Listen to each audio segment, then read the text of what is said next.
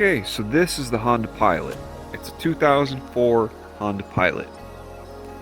And I need to get this thing in working operable order so that it can pass an inspection. Right now there's a lot of stuff that's wrong with it. That's really bad.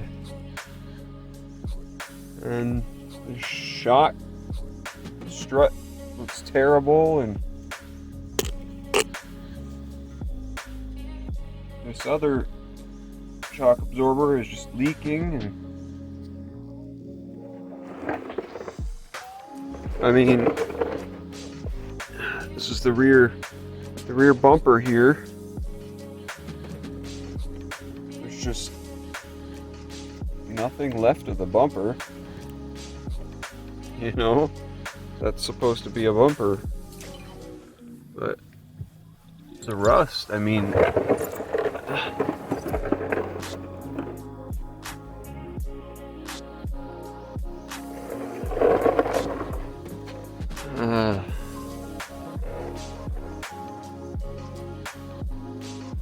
everything in the rear needs to be replaced, pretty much. There's the splash guard on the gas tank is just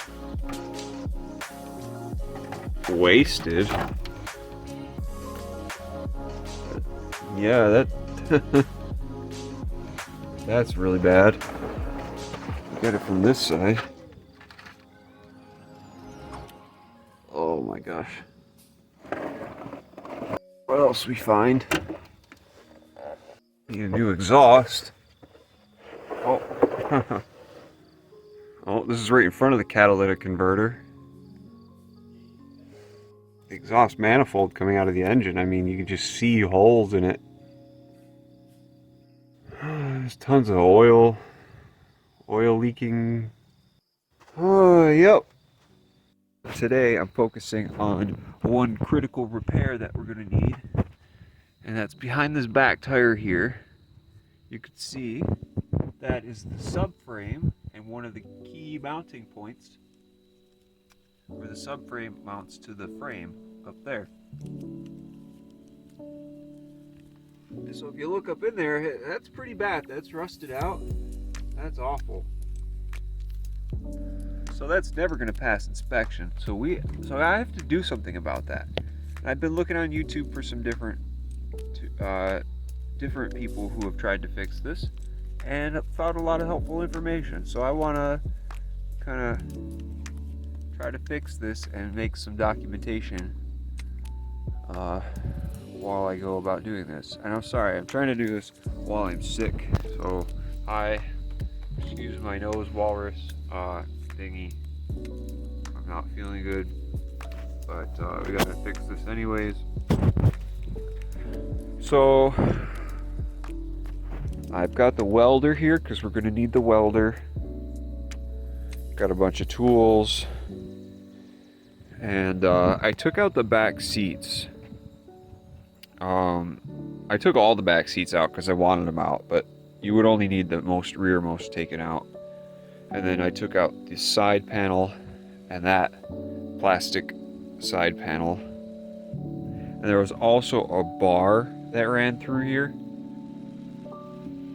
I can show you that. That's over here. I took that out. This thing. Because that's in the way.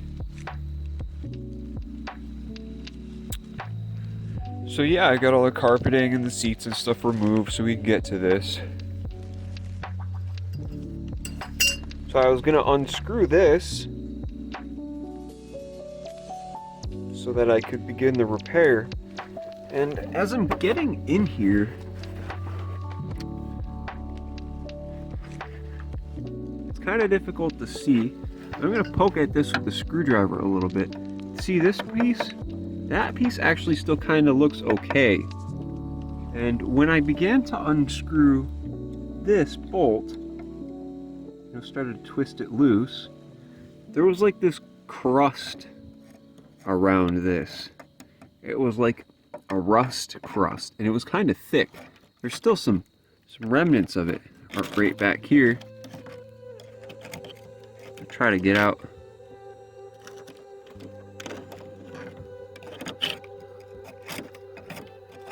But if I'm actually looking at this thing right here,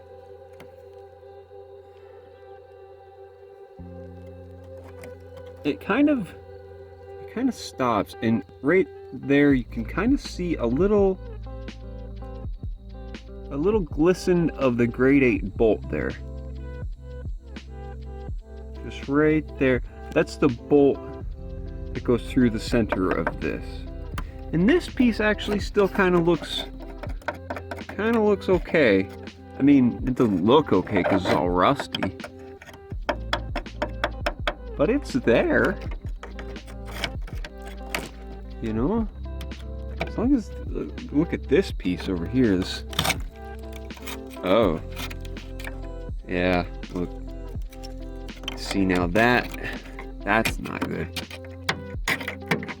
I'll whack at that with the screwdriver. Yeah, see, we just opened that up. And that's kind of was the support that was holding this in place. So even though this might be okay, like that in there is not okay. You see, I can wiggle that.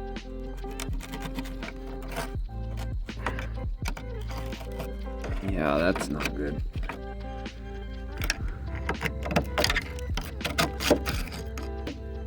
Try this side.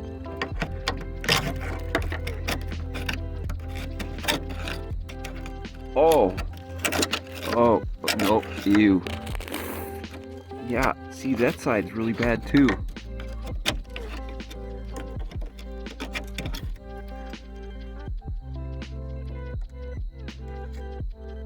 So even though this is okay, like the only spots that it's being still attached is like this corner and this corner, and like maybe in that tacked in that corner, tacked in that corner. But I don't know if it's welded like up along this.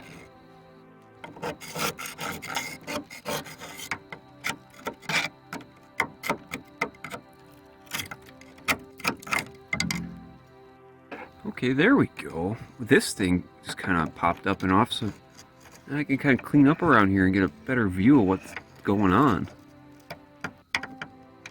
See? That part came off. You can see in there a bit better. There's the bolt.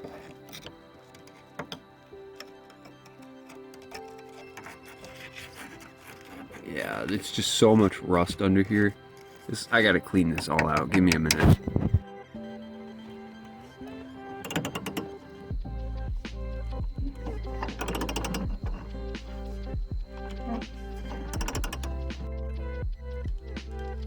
Yeah, I think it's seizing up. I think it's stuck. If I pull any harder, it's gonna snap, probably. I mean, you saw it untwisted a few times, turned a few times, but I think there's just rust built up on the bolt threads in there. Okay, so I'm retightening it.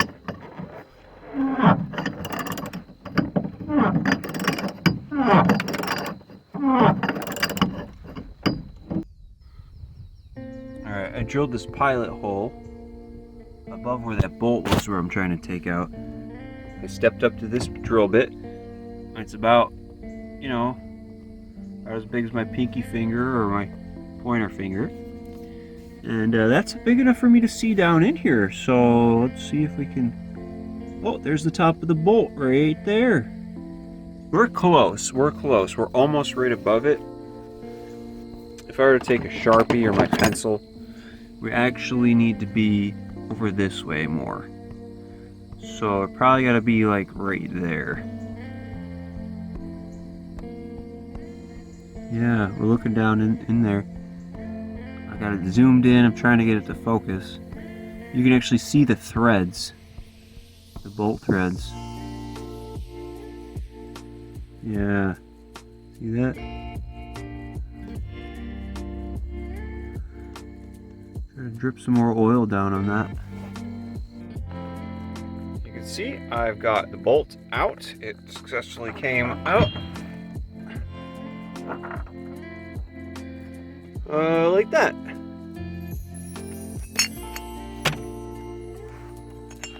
Just got this plate thing on it. You see it's got this rubber grommet with the hole that goes up through there. And when I took that out, the subframe actually lowered just a little bit compared to the other side. This side's a little bit wider than my finger. This side's just about 2 fingers. I've made this plate. It's 5 1/4 by 6. It's 5 1/4 by 6 inches, and I've drilled a hole through the center. And I've got this threaded rod. It's a little bit. It's bigger than 1/2 inch, so it's like the next size up. And you can now see all the way down there through the hole. And what I've done is where the old bolt was, I drilled out the threads so that I could fit this threaded rod through there, like that. And I'll show you what that looks like under here. See that? That runs all the way through this cross member, through the cross member, and then into the subframe and through the subframe and out the bottom. I haven't used the wire feed welder in years, so I need to do a bit of practice before I move down to some of these more tricky vertical welds. So I figure the best way to practice is to start up top here where it's easier to access. The size that I made this is intentional. If you look closer, not all parts of the back of this bed have support under it. Where this cross member is that goes under the car, it's spot welded from the factory, like right there, and right there, and right there, and there. And then you got this part here that's solid frame. These are where the back car seats bolt into. But between that, like right here,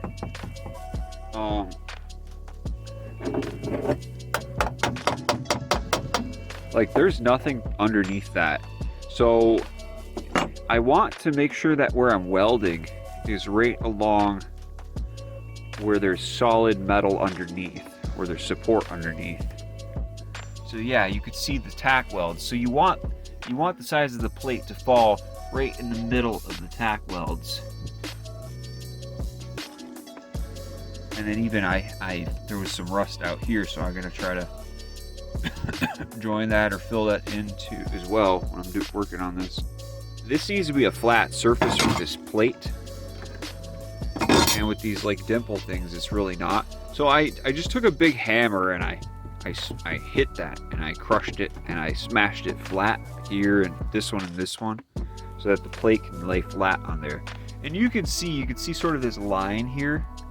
That's where the cross member underneath the vehicle is. You can see where the metal kind of flexed down a bit in these weaker spots, and where it's strong here and along this line, and then like along here.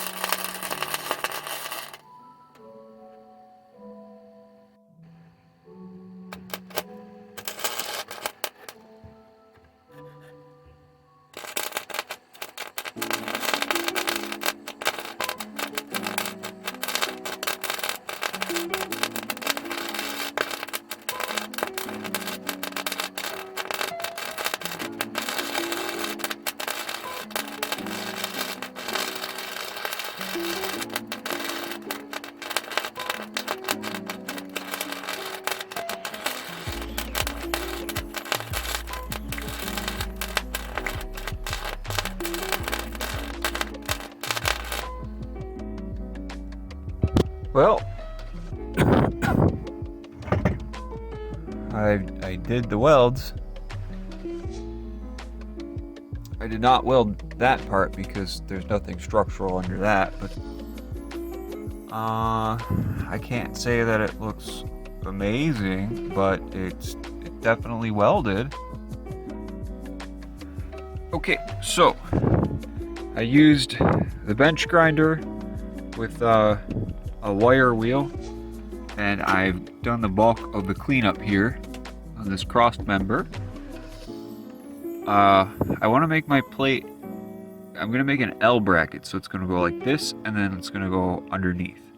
So I want the L bracket to fall right here and right here, so that way I can weld along this edge and right along here, so that there's like this other dimple thing here, so that it clears that, so it's right up this line and then right along this and up here. So that's the goal. But yeah, I did as much as I could with this, but unfortunately it won't really fit in the tight spaces here. I still got more to clean up along here and underneath here. I'd like to clean that up better. So what I'm hoping I can do is use my Dremel, this little Dremel tool, and it's got some little sandpaper and some bits and things in there, and maybe an old-fashioned piece of sandpaper. I'll try to clean up the rest that I couldn't with the other tool. So now we're gonna do that. Well, I tried that and it immediately destroyed the wire brush on my Dremel. I don't want to put this one on because it's going to do the same thing. Maybe a different tip. But I got the tape measure here, so let's give some measurement. We want this plate to be 5 inches wide. We're making an L bracket now. It's going to be 5 inches wide, and I would say that I don't have to go all the way to the top, but I would say like 3.5 inches. So 5 inches wide by 3.5 inches tall. I just cut this bracket out. I used the bench grinder with the cutoff wheel. The lip will be bent up like that, so it won't be. So instead of doing just an L bracket, I'm going to be doing a J bracket. Again, that's a J bracket. Not a U bracket, not an L bracket, but a J bracket. Okay, so I'm back, and this is my J bracket.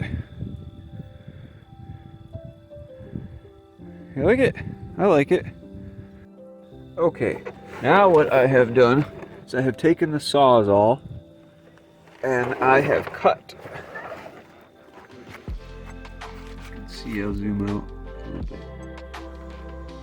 See that? I have cut this little bit.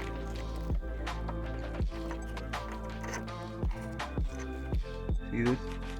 I have cut this off of there with the Sawzall, with a metal blade on it,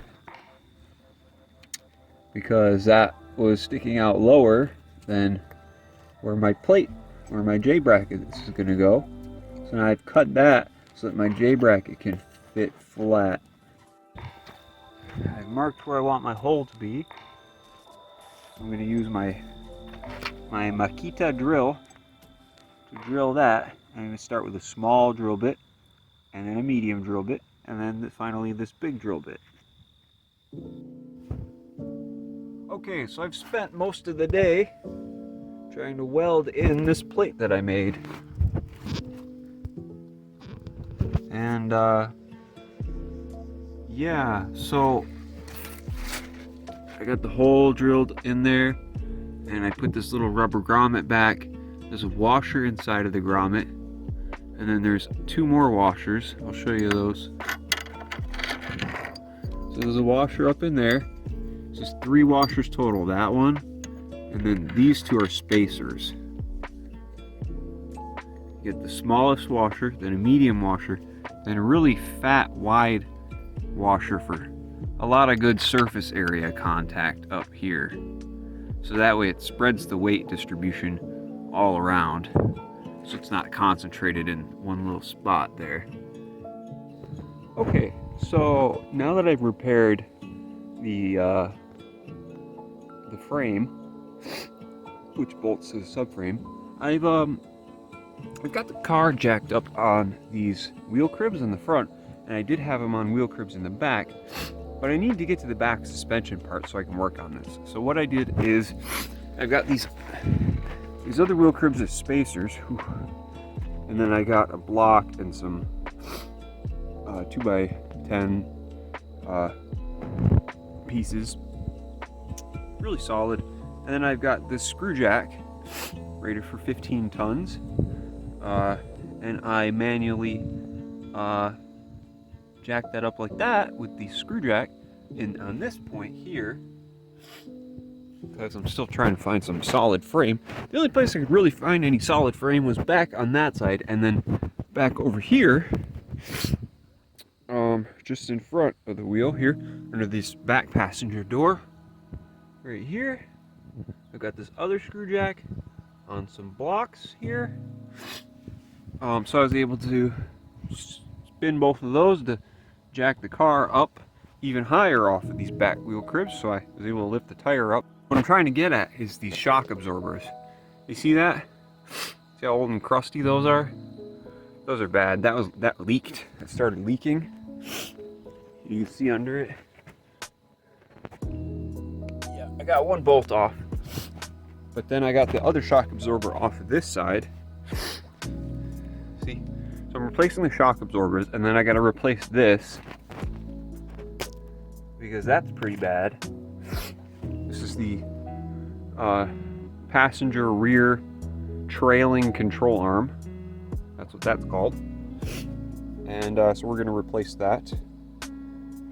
And yeah, so then I'm going to check the brake components, or the rear brake calipers, and make sure those slider pins are moving freely and those are good.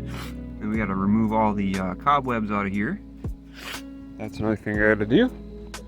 But in the meantime, I want to get this center console removed because I don't like it. It takes up a lot of space, and you know, this vehicle is not very fuel efficient, so I'm just trying to do as much weight reduction as possible. As you can see, I got all the back seats removed, and I guess it's a good thing I started taking this apart, because as soon as I did, when I opened this up, whoa! Talk about mega mouse nest material down in there. Yeah, tell me that's not a fire hazard. So yeah, that's probably what smelled so bad too. I could smell it. I didn't know where it was coming from. So we're gonna get all this out of here and remove this mouse nest too. So that'll open up all this space in the middle, so I have more storage and there's less weight. All right, so that's what I'm working on. Oh gosh. Okay, so I think I figured out the secret trick to getting this thing out. So there's this back metal piece, and I mean, Ed's bolted on down there and there, but I could still pry it back, and it separated these. So now I can lift this up. See? And we could take this out.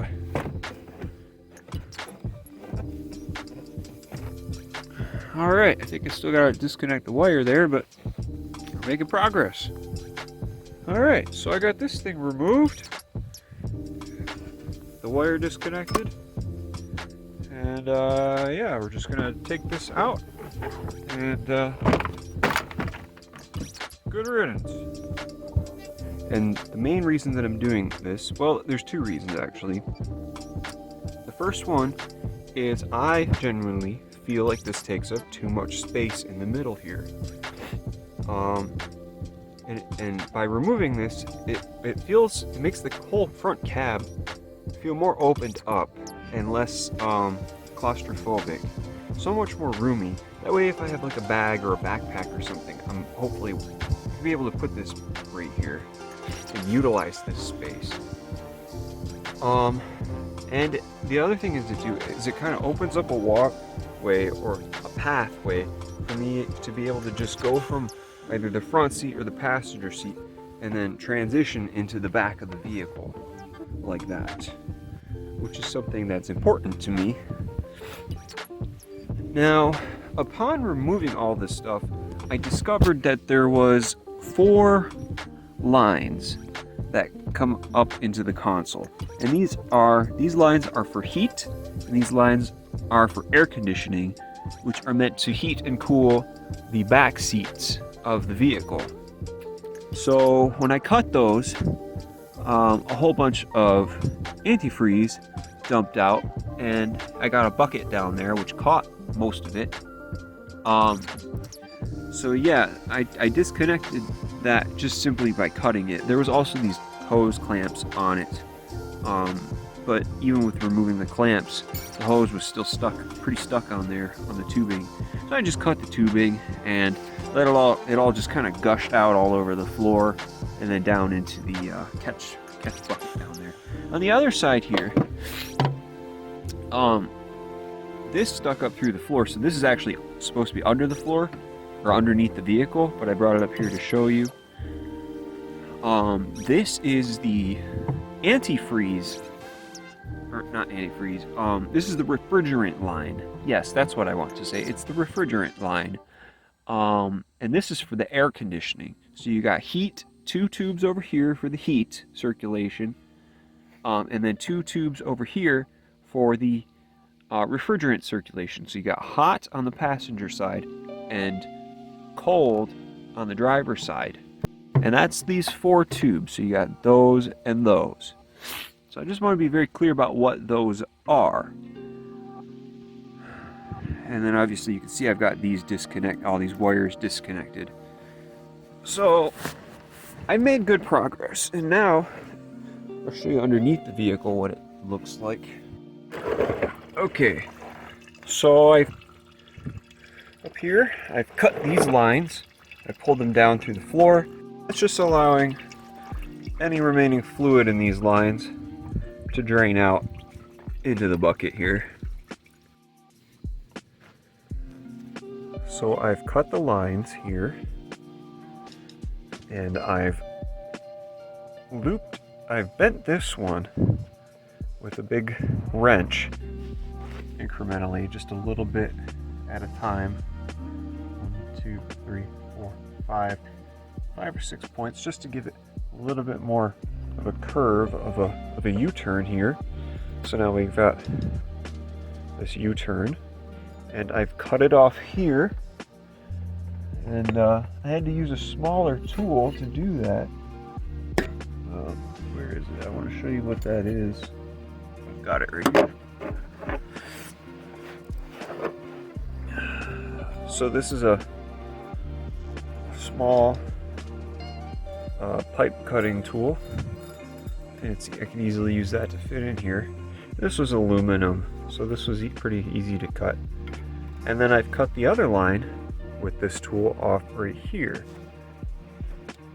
Now what I'm going to do, I'm going to take a piece of the tubing that was from up in the cabin, and I'm just going to put that right there and bridge it to make a loop back. And before I do that though, we're going to need some clamps. So I'm just going to pop a couple of these. These are the clamps that were on it from up in the cabin. I'm just going to pop a couple of those up on there. Okay, I have the clamps on now. And it is looped back. The line is empty, so I will have to remember to add more coolant. And then we have to go back and add more coolant into this and burp the system to get the air out of the lines. Okay, and these were the refrigerant lines that went into between the passenger and driver's seat.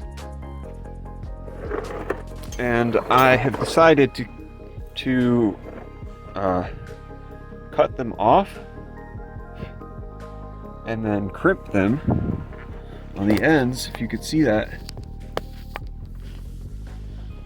I whacked it flat with a hammer, so it started to flatten like that.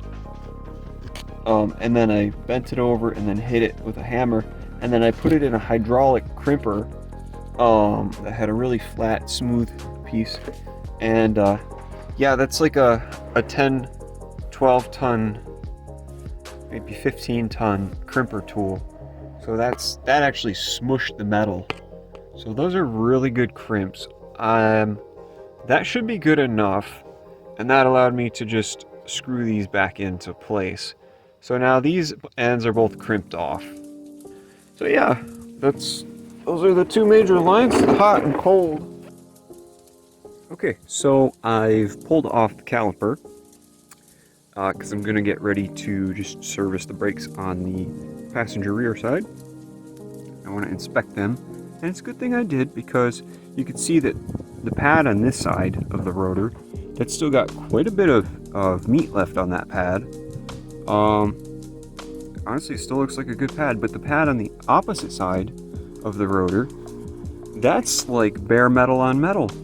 There's nothing left there. So that kind of wear is really concerning. Now my thoughts are, okay, let's check the slider pins. And, you know, that one's moving freely. This one's moving freely. So the only explanation for that, really, that I can think of, or the most logical, is that it's the tabs are sticking, or they're stuck right there, and probably up there on either this pad or this pad. Yeah, because if they were free on this side but stuck on this side, it would mean that this would push in every time. Or something like that. So I'll get in there and I'm going to change the pads, and we'll make sure that when we put new ones in, that they can move freely and they're not too stuck in there. Sometimes I have to sand or file the tabs down just a little bit and put a little bit of anti-seize on those spots. So that's what I'm going to do. Yeah, this pad is really, well, what's left of it, pretty much is bare metal on metal, but I think it didn't cause too much damage to the rotor, hopefully, because there's still a lot left on this rotor. But I got the screwdriver in there, and I pry with the screwdriver, and that's bending the screwdriver. Like those, this is really, these tabs right in here, these tabs are just really stuck. And this pad is just really just seized on there. It can't move like at all. So no wonder that's worn out. So this is the brake pad that I took off. You can see just how little is left on that pad. It's like a fraction of a millimeter. And you can see the squelcher tab. Normally this drags on the rotor, this little tab, when the pad needs to be changed, when it's low and needs to be changed. But that, you can see that's just broken off. So it might have squelched for like a day or maybe a short time, but then that broke off. So then there wouldn't have been any warning. But I think the rotor's savable. So that's good news. Okay, so I have to remove this caliper piece, and there's not enough space for my socket to fit. It takes a 14 millimeter socket, so I have to use an actual 14 millimeter wrench to loosen this bolt to get this piece off. And one trick I like to do is just put another wrench on this. Just take the back side of the wrench, and it can fit in there like that. And you can do this with pretty much any wrench. I just get a slightly, a bigger wrench, and that gives me more leverage to be able to pry up like that.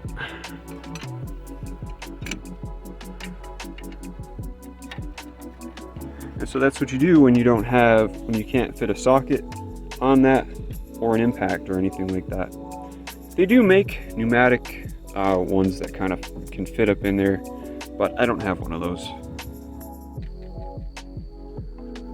So I've removed the caliper, and the driver's side rear brake pads, they don't actually look all that bad. They are evenly worn, and that's a good sign. However, I'm still going to go ahead and change them because they're at least a little more than halfway through. There's not a whole lot of life left on those pads, so we'll change those out while we're in here. These pads were very difficult to remove. They were very seized on there. These little slider tabs. Yeah, I had to pry and pry with the screwdriver, just with a whole bunch of force, and just kind of work them back and forth for a while to get them out. Yeah, those are not installed properly. They shouldn't be seized on the tabs. Well, the pins are not stuck, they're free.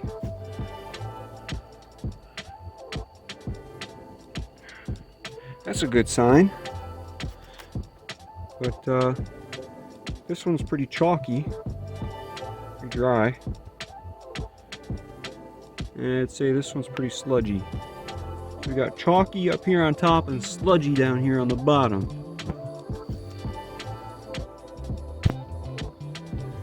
So we're going to go ahead and attempt to loosen these two bolts. These are holding this caliper piece, this caliper mount piece.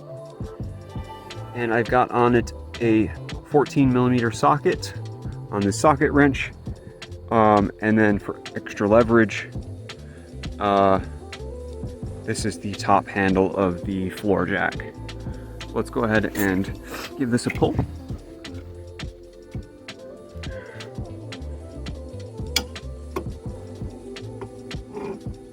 Yep, and it broke free. I can turn that by hand now. That's great. That is very good. And I'm going to do that to the next one as well. This rotor does not want to come off. I can feel that if I really wiggle it, it does shift just slightly in there. So I know that the face of the rotor isn't seized or isn't adhered to it, but rather that where it's caught is on the parking brake shoes that won't release it. So I'm gonna have to use the wedge method with some 2x4s and pry and wedge against the back of this rotor and against these knuckles on the top and on the bottom.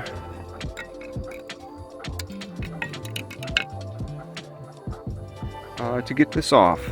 And yep.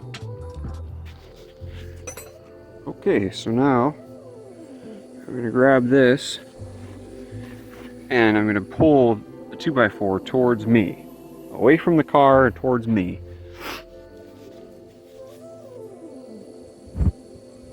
Alright, maybe this will do it. I've been working them for a bit. I've alternated the 2x4 pry bar to the top.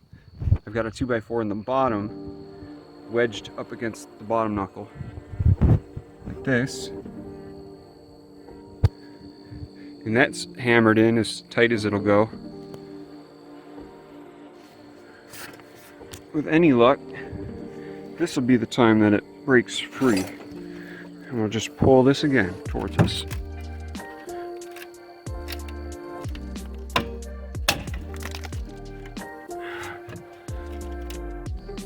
So I still can't get the rotor off.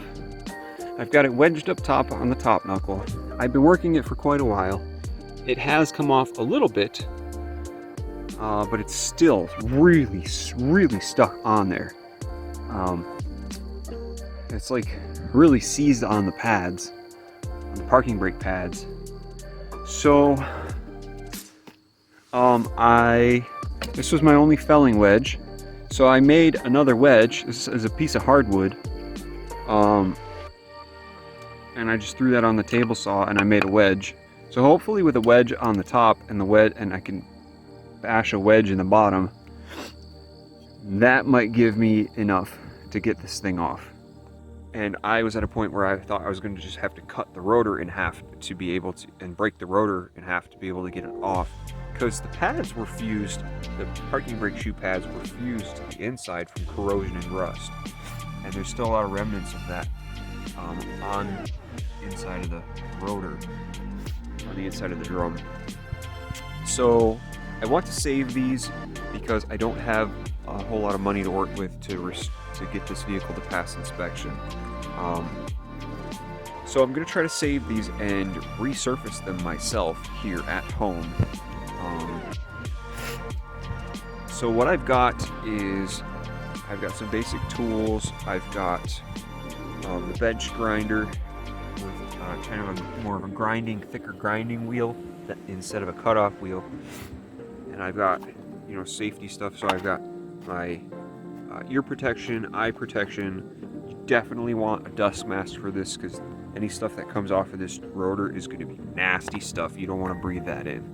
And then, so what I want to try to do is try to get this grinder in here like that and remove the peaks, any peaks that are in there of metal deposits and things. And then maybe go around, there's like this edge, this lip, try to remove those edge peaks. Alright, so I went around the surface and with the bench grinder, I had this little ridge here, and I've kind of done like a pre-grind to just kind of get it close to flat. I've ground off that ridge as long as this little ridge lip around here on the rotor. Now I'm gonna take my belt sander that's got a nice flat surface, and I started here just a little tiny bit, and I'm gonna work my way around this until the whole thing is nice and flat and shiny.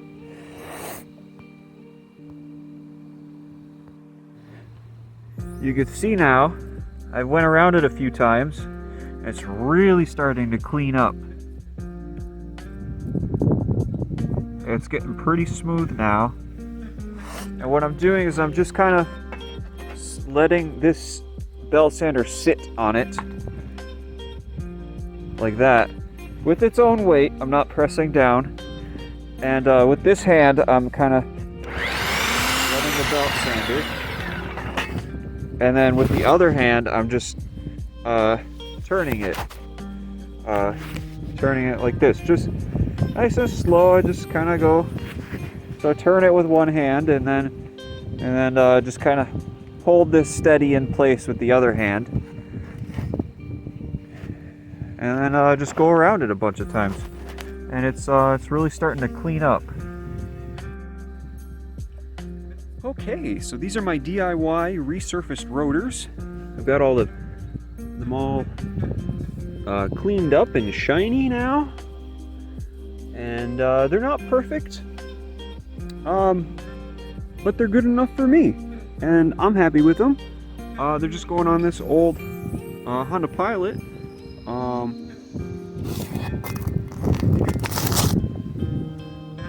I reckon those can get a guy to a grocery store.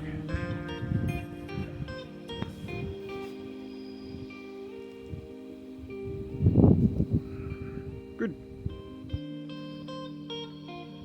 Okay, the brake shoes are now off of the rear passenger side. And that frees up the parking brake cable so that we can then try to work at this rusty bit to get it through here and then remove it from the control arm. That's what we got to do. We got to get it out of the control arm. So I need to get the parking brake cable removed from this backing plate, from this rotor backing plate, because I need to replace this this arm. And if we look in here, what's really giving me trouble is this little bit here. These are like spreader tabs. Like you could put the cable through this way, and then these tabs, once they clear and get past this backing plate, they kind of click up and lock it all in place. And the only way to back this cable out is to squeeze and compress all of these little tabs going all the way around this cable, all at the same time, so that they are small enough to fit back through the hole and slide out backwards. Now, the only way I can think to do that is I've got a very tiny hose clamp, which I'm going to slide on here like this, and use that to hopefully compress all of those at the same time, leaving just enough wiggle room so that I can hopefully slide the cable back that way, just enough so it clears the backing plate. Then I can take this off and remove it the rest of the way. Let me try that.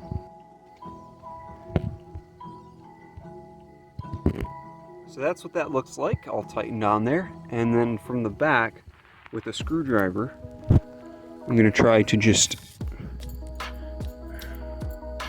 pry it out a little bit.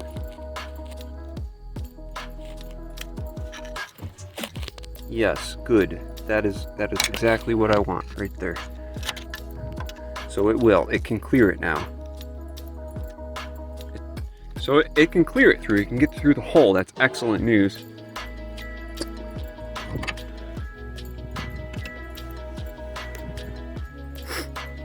So now I have to get the tabs in the hole and then slowly back off this clamp. So now that I've loosened this clamp and the tabs are through the hole, I'm able to pry it a bit from the back, pry it backwards, and then hopefully just wiggle it out. I'll grab it from the back here. Nope. It's still gonna struggle. There we go. Yeah, all right. Excellent, that is what I wanted. Oh, okay. This worked today. Good job, me. I got this parking brake cable out of this trailing control arm, and I've also unbolted the brake line. It's hydraulic brake line. And those bolts came out pretty easy with just a little bit of oil and heat from the torch. One thing I've learned to do is to take a picture of the brake shoes and all the springs and everything as it's assembled on there before you dig into it, before you start working on it. And I did that. That way, in a few days, when I don't remember how it goes back together, I can look back at the pictures on my phone and decode how all the springs and things go back on there. So there you go, future me. I did that for you. I took some pictures. This is the current, yeah, this is what it looks like. That's pretty bad. That's crusty and, that's, show you the other side of that, if you can see it. I don't know if the camera can see it, but that's what I'm replacing right now, today. This is the new one. Side by side from the old one. Obviously, it didn't come with new bolts, so I want to reuse the old bolts that it came with. So it's so critical that taking these bolts out, I pay a lot of attention and use a lot of care to take these out. You got to add some oil to the oil can every once in a while. Made in USA.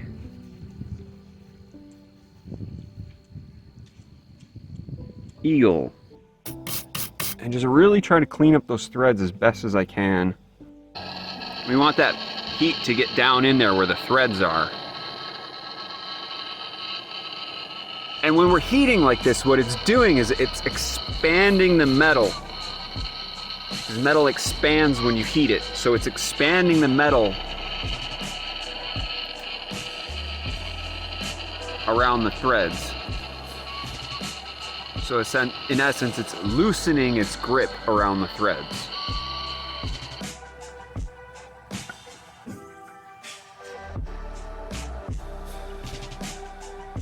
Yeah, when you can see it, the oil bubbling off like that, you know it's nice and hot. See that? Yeah, you can see that sizzling. Oh, came loose like butter. Yeah, okay, just like, oh my gosh. Like butter, it didn't even pop or snap, just like a knife through butter. That was very nice. Well, there you go. I got the old one off. You can really see now that that it's off, now that I have it off in the sunlight, just how bad that was. I mean, there's nothing left there. Like,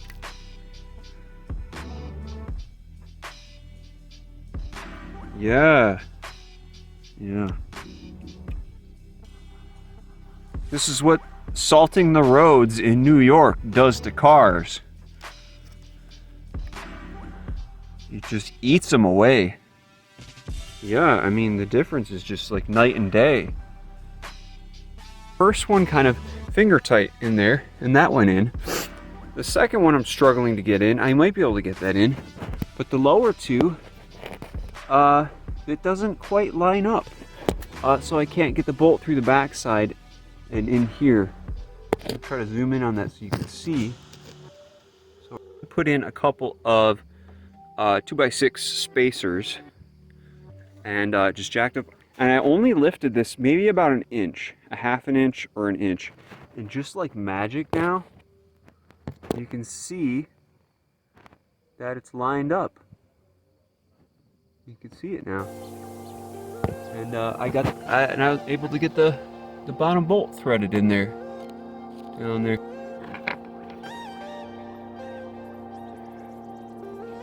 So I need to make new pins for the parking brake shoe. These are spring pins. They go in the back plate. They hold the springs in place. And yeah, pretty much every car I've ever had, these have rusted out. You see, I've cut the nail. I've got it in the crimper tool. And now we're just gonna crimp it and squish it flat.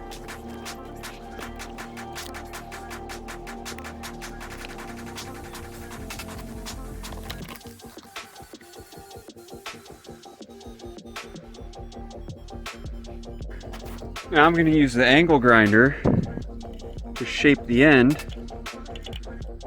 so it's more rectangular. And it's going to look like these other ones. There you go. That's 4 new brake shoe nail spring tabs.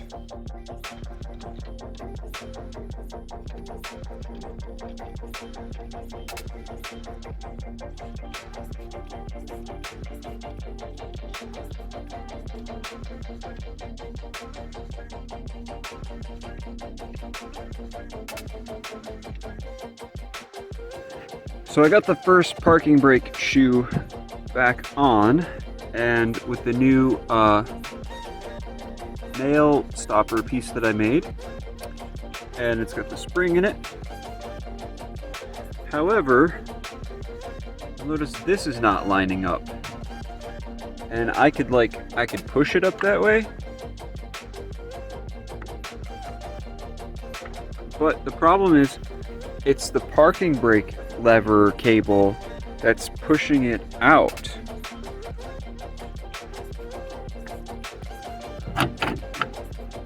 You know, and I just can't move it. I can't move it over. The answer here is In order to get this brake shoe to seat and sit where it's supposed to, I'm gonna have to do a parking brake cable adjustment on this vehicle so that I can retract the cable in a bit to manually adjust it. I'm assuming the adjustment piece is under the driver's side carpeting. So I took the carpeting out and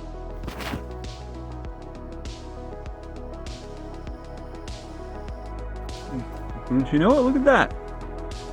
The bolt came out. Take a look inside this cover and see what's in here. Oh. That looks pretty off. I would think. That adjustment, yeah, what is all this stuff? Fiberglass? What is that? Battery acid, fiberglass, salt? I don't know. What I do know is I think I need to get the vacuum cleaner because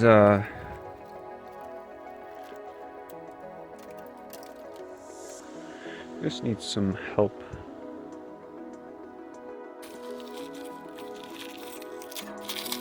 That's moving free, so the cables themselves are sliding through the sheathing, so that's excellent news.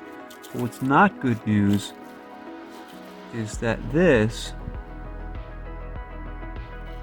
is seized.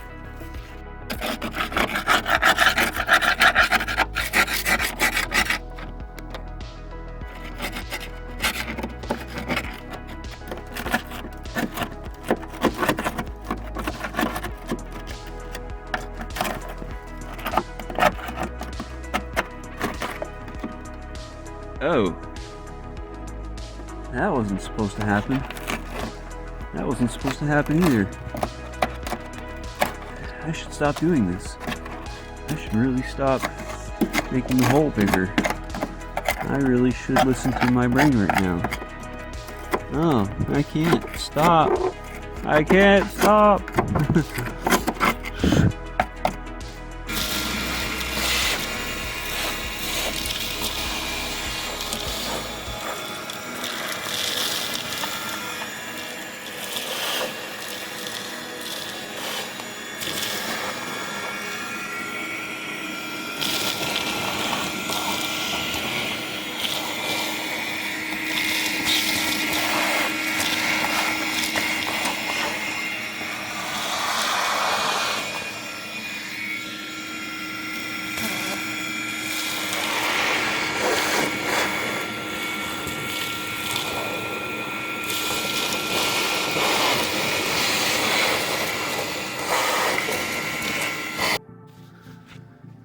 Okay, that is now happily moving free.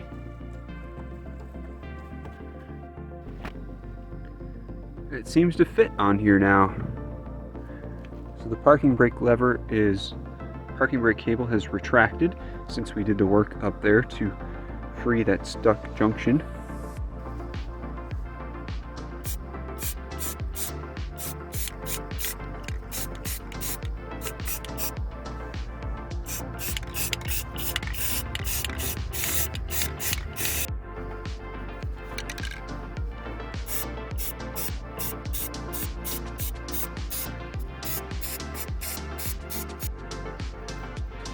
I cut out and I'm putting in this new metal piece here to give the floor some more structure. I used a cardboard piece as a template. I put the cardboard in there to stencil it out first.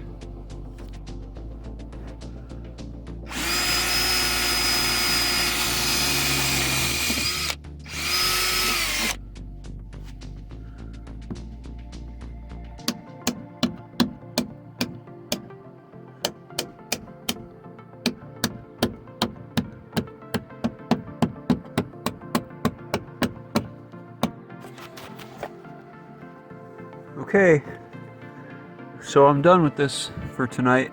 Blobbed a bunch of roofing tar around. Looks like underneath now is that. I don't know. I'm gonna go to bed. I'm tired. So I'm at the driver's side rear of the vehicle, and I want to get the parking brake shoes and all the parking brake springs and things reattached. That's the main quest here. But before I do that, I have a side quest to re-weld this broken stabilizer link. As you can see, it broke off here. So I have to clean this up and grind the paint off, get it all nice and shiny metal, prep for welding. And I'll probably also give it a little tack weld there at the bottom, because you know, if the top broke, then the bottom's probably going to break eventually next too. So we'll just want to weld both points, and I got the welder here ready to go.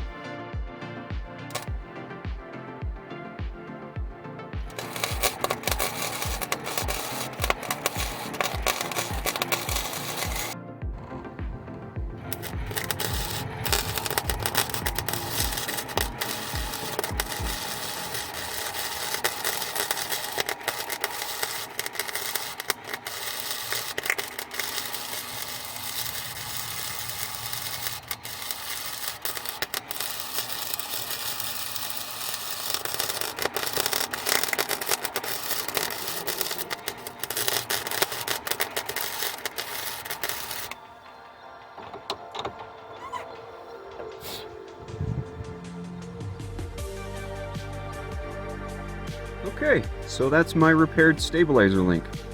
We've cleaned it up with the grinder, we've welded it.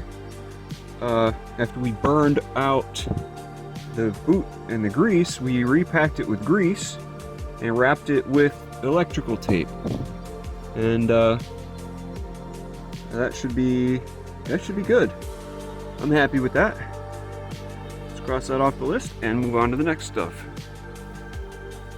Alright, so after a couple of days of working on this thing, I can successfully put the rotor back on. And it fits. And I can take it off. Take the rotor off, I can put it back on. I couldn't do that before. Nope. But now I can. And that's better.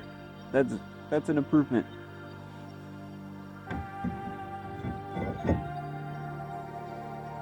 See, it's on. Now it's off.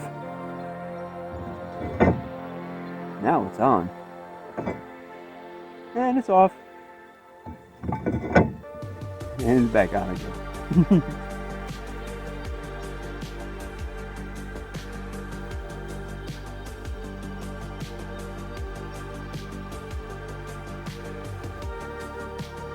Gorgeous. Welcome home.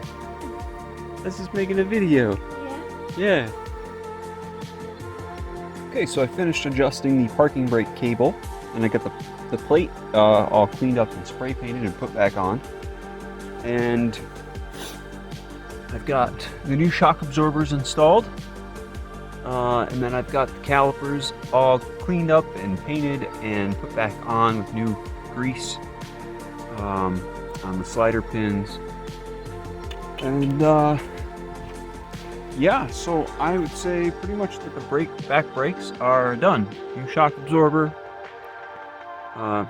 adjusted parking brake, emergency brake, and service the calipers. So yeah, that's progress now. And so now I got the tires off. And let me just show you the tires. They really needed to be changed. Or they need to be changed. Yeah, there's a real bad spot. Oh, yep, right there. See that? There's just this crack. And then if you look at this, it's like, it's kind of worn evenly, and then all of a sudden it's just really worn on this edge. And it's like that for both the tires. So these are the two new tires I got in the mail. Nice deep tread snow tires. These are Sumitomo Ice Edge tires, and they're gonna go on these rims. This here is my manual tire changer. I welded this thing myself. I've got several adjustment knobs. Loosen that and you can slide this whole piece forward and back, depending on the size of the tire. I got this piece. Oh, I did not mean to do that. And then I got this piece, which adjusts the duck bill. The duck bill is the piece that removes the tire. It puts the tire on. This whole thing swivels like that, or it comes off.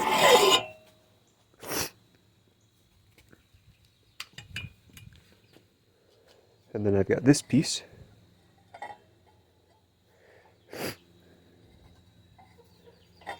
Tire goes around that, and it can tighten the tire down in place. Hello Rengar.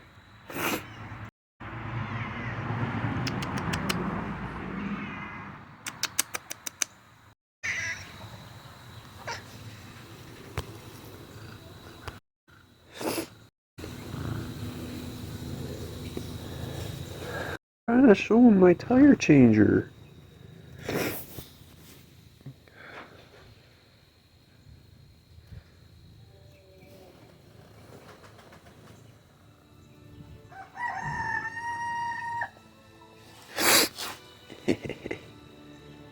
Oh, this is Rengar.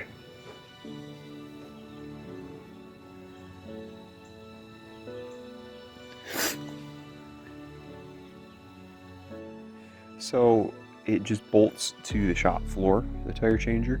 This is the bead breaker arm.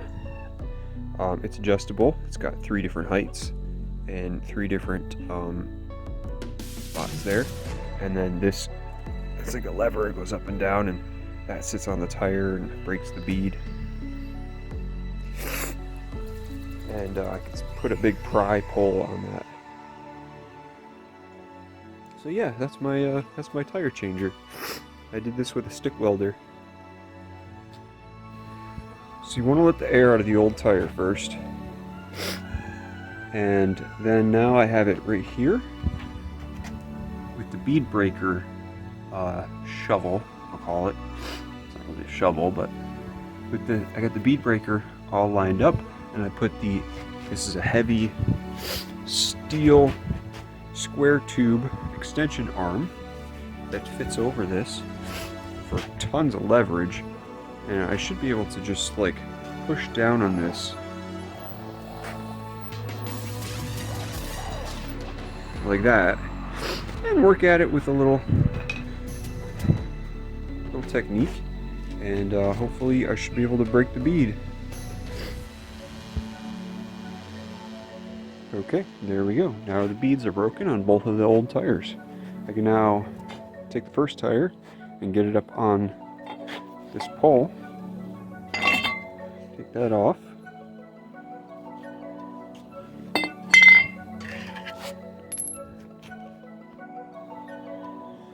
So to get this tire off, I have this pry bar here, and I use that to pry it up and over the duck head.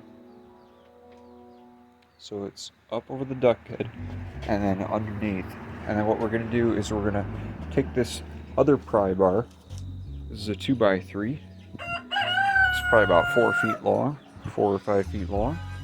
We're going to wedge it between the duckbill post and the center post, and we're going to pry it this way, like that.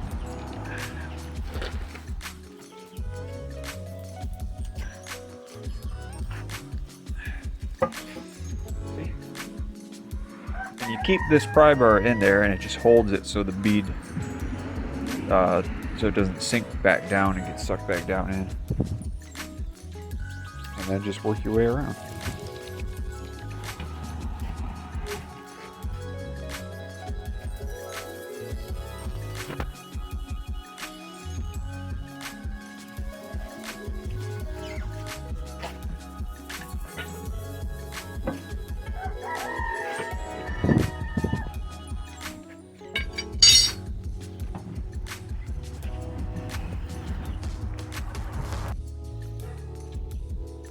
Okay, so now I've got the top tire wall up and off the rim.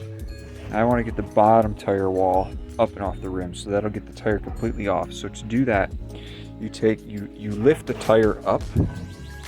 You lift the tire up so that you can get the pry bar down in there over the duckbill and then underneath the bottom tire wall rim there.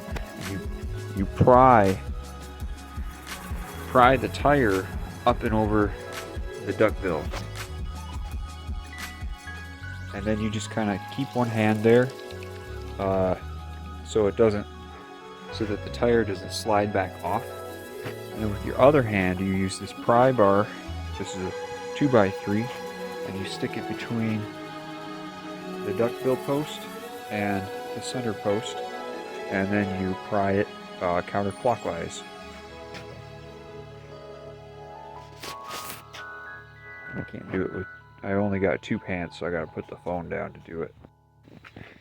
And again, you want to make sure that the tire has at least one bolt nut holding it fastened down, and you want to make sure that you spray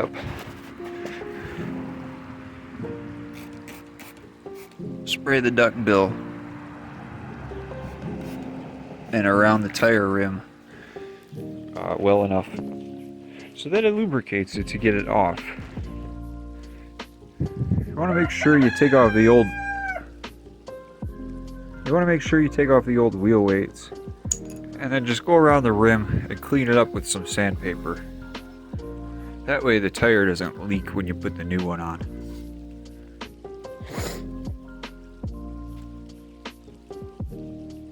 Snip.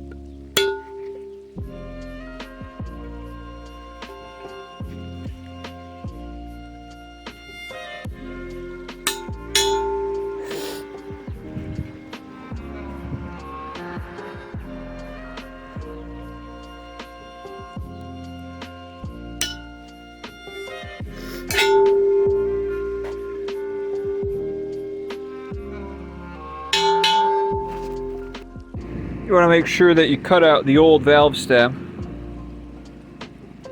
and then clean up the valve stem seat area, and remember to put in a new valve stem before you put your tire on. Just flip the rim over, and we're going to clean up this side. You can see how much tar and debris and other stuff is on this rim. This really needs to be cleaned real bad. So I'm gonna go and get some sandpaper and sand this down.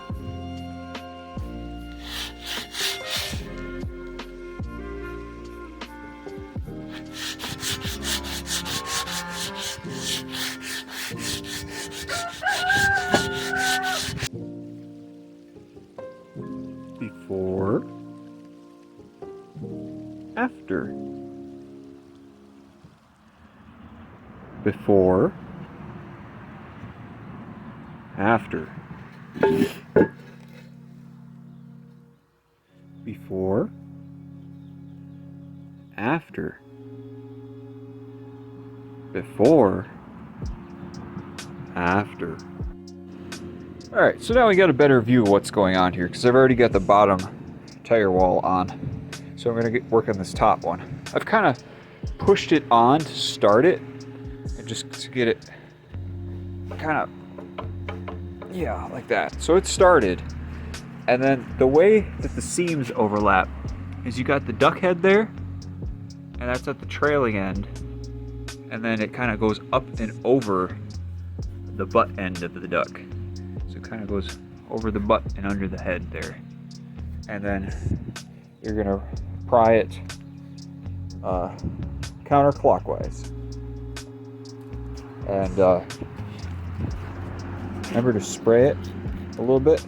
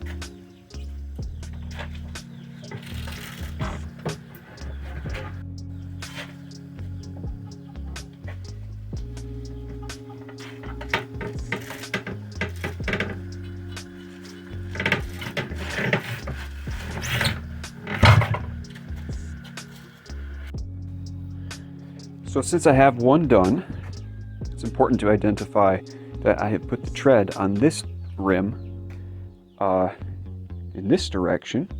So that would make this the tire, a tire that would go on the right side of the vehicle. So that I have to make sure that when I put the tire on this rim, the orientation is correct so that when the rim is up like that, the tread will be for the left side of the vehicle. I can understand why the old wiper blade needs to be replaced. So I picked myself up a new wiper blade for the rear window. Normally it's just a hook and a loop back on standard vehicles, but I didn't have that, so I just said, you know what, I'm gonna take some electrical tape and tape it and put a couple zip ties on it, and yeah, call it good. I'm not gonna pay $30 or $20 for a custom ordered proprietary Honda OEM wiper blade. This is good enough for me. It's technically attached, so that should pass. Oh, look at this bumper. It's just absolutely turning to dust. Like I can just, oh, into the pile of rust.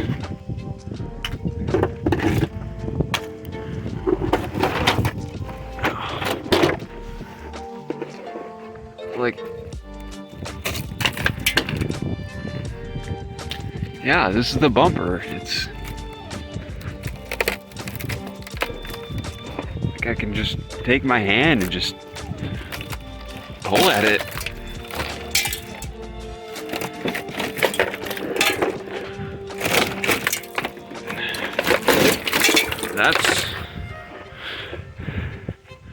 That's the bumper.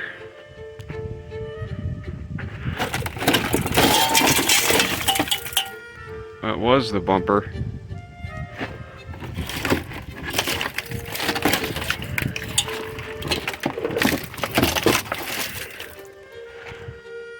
Yeah, gonna need a new bumper.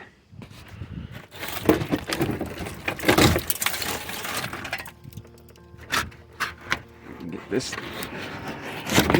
Okay. Styrofoam. So after a little bit of wrestling with this, I finally got the back bumper off. And there it is. That is the back bumper. So now I've just got these bits left. I'm gonna take those off. Probably have to take the muffler off.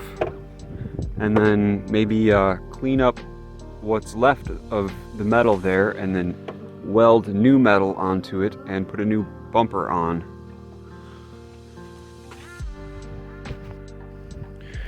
There we go. Almost off. Ugh. Yeah, that's heavy for a tow hook.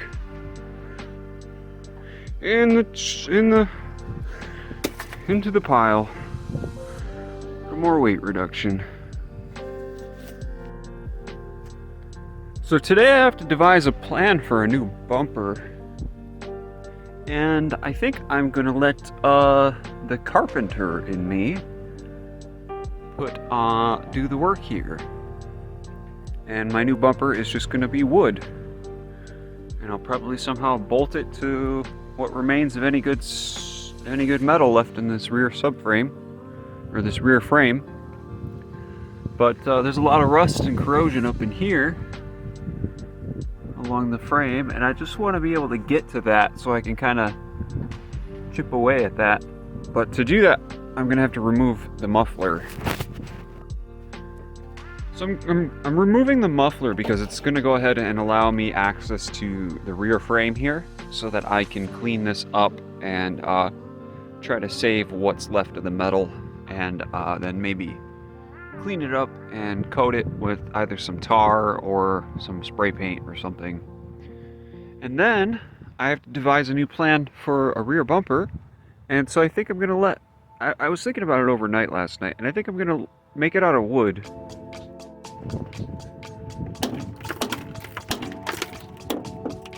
I'm just whacking at this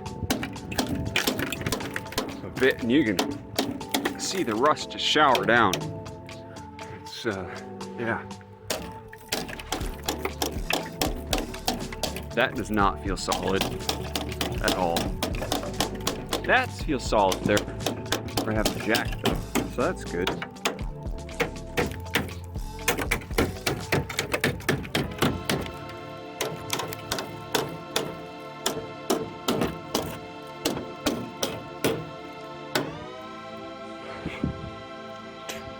Just trying to shake off some more of that rust. That's the spare tire cable removed and in the pile. More weight reduction. So in the passenger rear wheel well, I removed the plastic piece that went up in here. And yeah, I found these holes in the wheel well where the tire would kick salt and snow and salt water from the road up in here, and it just rotted out the rear part of this wheel well, and then up under here as well. So I gotta fix that. I'm gonna get in here with the grinder wheel and clean all this up and put a new piece of metal on it. And here's it from the inside. You can see it right there, and it kind of follows along there and down in there. Yep, and that's the passenger rear, or that's the driver's side rear wheel well. So working on fixing that. I'm gonna put a patch on that. And so I'm trying to fix this, and so what I did was, after a couple tries, I went ahead and made this cardboard cutout template to fit up in here. Hi babe! I'm making a video. That's just welcome home. So yeah, I made this cutout cardboard template piece, and I'm gonna cut it out of aluminum, and then jam it up in the wheel well here. You can see I've got the gas tank spout pulled back, and I spray painted a bunch of these spots. And this is what I'm working on. There's these holes in the wheel well here. So I'm gonna take a piece and then just hammer it in and then screw it in place with some roofing tar and just cover that up. You might really impress the people at the inspection. Okay, so this is the patch that I put on, and I've got it all screwed in and formed, and I just hit it with a hammer. And I spray painted the back before I put it on, and I'm just gonna go around the edges with some roofing tar and seal it up so no more salt water can get in the back and continue to corrode that. And now I'm gonna work on this gas tank piece, this gas cap, because there's a lot of rust and corrosion in there, and fill that in. Hi, welcome back again. You keep catching me when I make videos. So I'm under the car, and I got to poking around to try to clean up this, and this whole panel under the door here is all rusted out. It's right in front of the driver's side rear tire.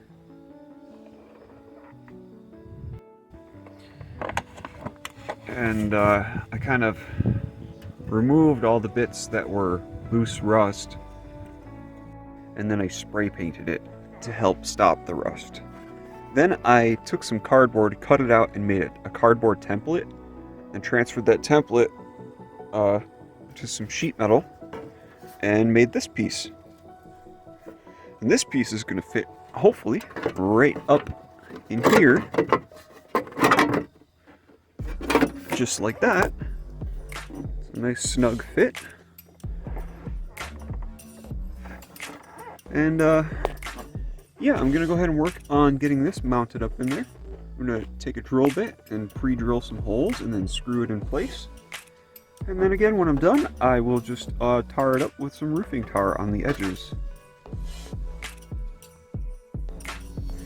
Now I'm working on repairing this rear corner. I got the first patch on.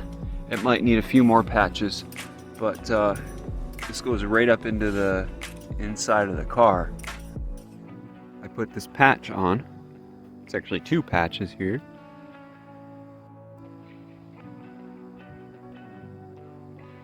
And again, with these, I made a cardboard cutout. Took a few tries and kind of dialed it in, and then transferred it to my aluminum.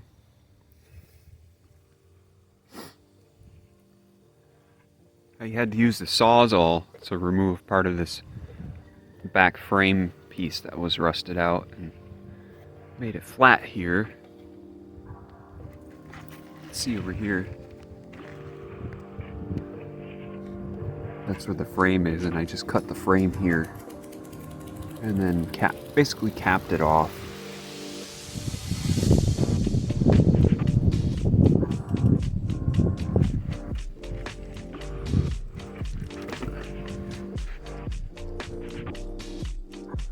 Yep, and then it kind of goes up and down and folds over, and underneath this one, and then back into the wheel well here where I did that patch a couple days ago. And I got that patch over there, so I just have one more patch left on this side of the vehicle, on this back side of the vehicle. That's gonna be right in here. I'm gonna work on this. Oh, and right up here. So this area right here, I'm gonna work on. Then when I'm done with that, I think I'll be able to transition to the passenger side. Try to clean up a lot of this and patching up that hole. And that's another cardboard piece cut. Nice template. And I'm just gonna put it up in there like that. Oh, yep.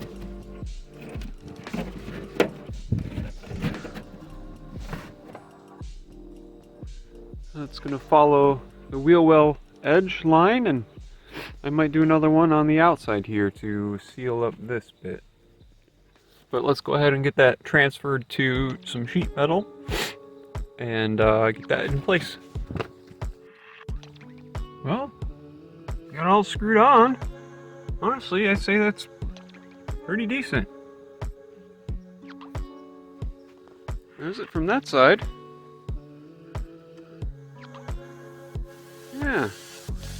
Yeah, not bad. I just have to figure out what I want to do about this little bit. One thing I just want to say is that I am not a certified mechanic at all. However, I am a husband, and I think I'm pretty handy. Okay, so now I'm switching over to the passenger rear side wheel well. And the task here is going to be to fix this. Get a light on this. Yeah. There's just this, huge rusted out hole where the tire would kick up road water and salt, road salt water. It would just hit all up in this area. It just really rotted and rusted it out. So I'm gonna try to fix it like I did on that side. So I've already got kind of my method over there figured out. So I'm gonna just try to apply that same principle. I'm probably gonna have to use the Sawzall to like cut this, so it's like flat with that. And yeah, the inside of this wheel well, yeah, there's this spot here that I'm gonna have to patch. That's what it looks like there. But the rest of the wheel well actually is not as bad as the other side. There's this little spot here, and then this over here. I'm not sure how bad this is gonna be. I gotta take this plastic piece off and assess that. That might all crumble to dust, but hopefully not, although it probably will. So yeah, I'm gonna go ahead and start working on this. So with my chalk, I went ahead and marked the lines where I'm gonna cut with my Sawzall, or I think it's called a reciprocating saw. I got a nice metal blade on it. So I have to cut off this little tab thing and cut over and then down, because I really want to square off this piece of frame so it's easier to put new sheet metal over it to close it off. And then some of the body panel I have to remove, so I gotta square that off. And it just makes framing over it so much easier. And then over here, this little tabby doodad sticking out. I'm gonna cut this off so it's flat and flush and level with the bottom of the frame here. That way my piece can sit flat up on there. Yeah, so those are the parts I'm gonna cut.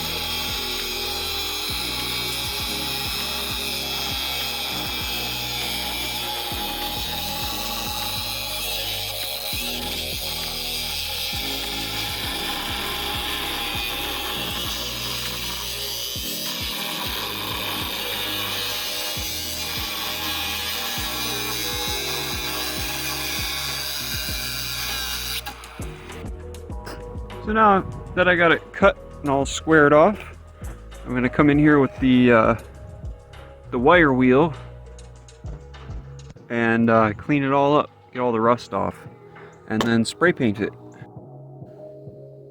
I ran out of black spray paint, and so I'm gonna spray paint this other side. So I've got this metallic color, which is pretty close to the original paint color actually. So I'm just gonna use up what I got and touch up these areas before I patch up these holes. I already went over it with the wire brush.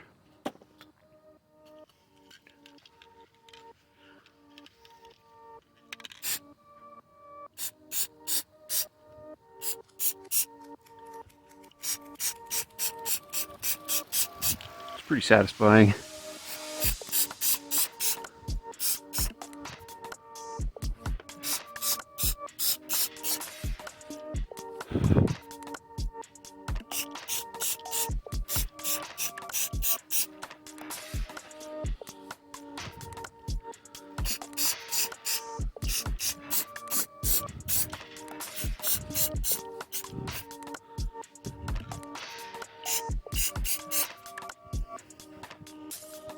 And get this over here.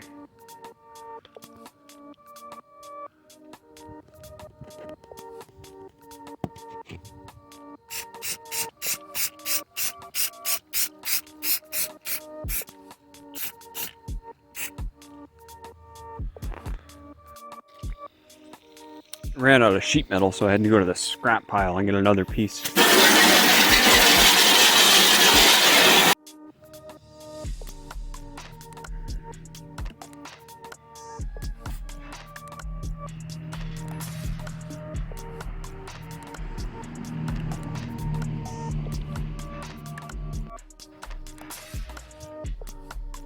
So it's been a few days, and I just wanted to show you what I've been working on.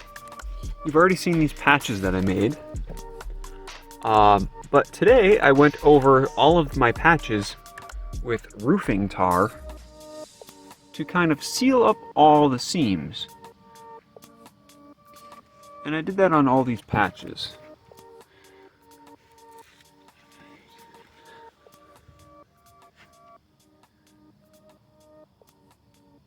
So that's still I wouldn't say wet, but really tacky because I just did that. So that's got to set up for like 2 or 3 days, so it kind of starts to harden. And the other big thing today that I did was I made a new bumper for the car, and yep, I made it out of wood. It is bolted through this back piece like that. I just got these plywood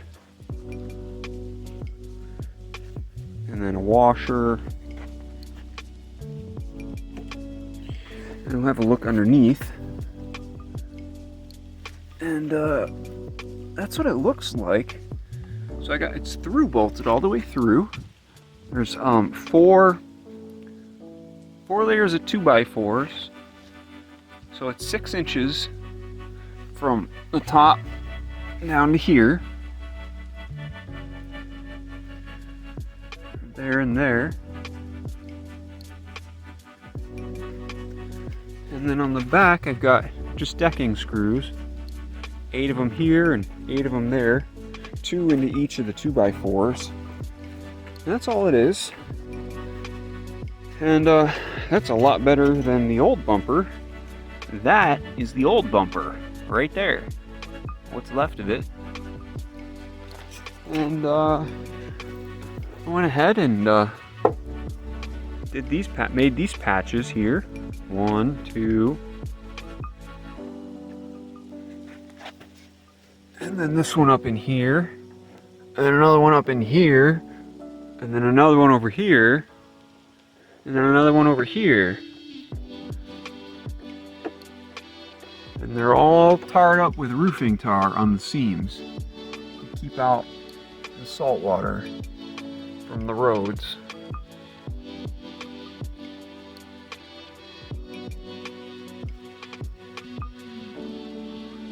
Yeah, I'm doing a good job here. Okay, so I'm working on the back bumper to make it not look so gaudy, not look so ugly. So what I have done is I have taken the rear plastic body panel. It kind of wraps around the back, and I have cut it into 3 pieces. So I've got the middle section, I've got the left side, and I've got the right side over here. And I have cut a little bit off of the bottom and screwed it on here and here and here into the 2x4s underneath. And I put this plastic piece back on so that fills out this mid section. And then there's this other plastic piece here, and that's gonna just fit right back up on there and completely hide the fact that there's a wooden bumper. And also, to fit this back on here on the corner like that, I need to cut off some pieces. So I went ahead with chalk and marked with chalk. I'm going to cut that off with the saw, that little bit. And I'm also going to cut off kind of this edge here and a little bit right there, so that it can fit up on there and over the top of this corner, like that.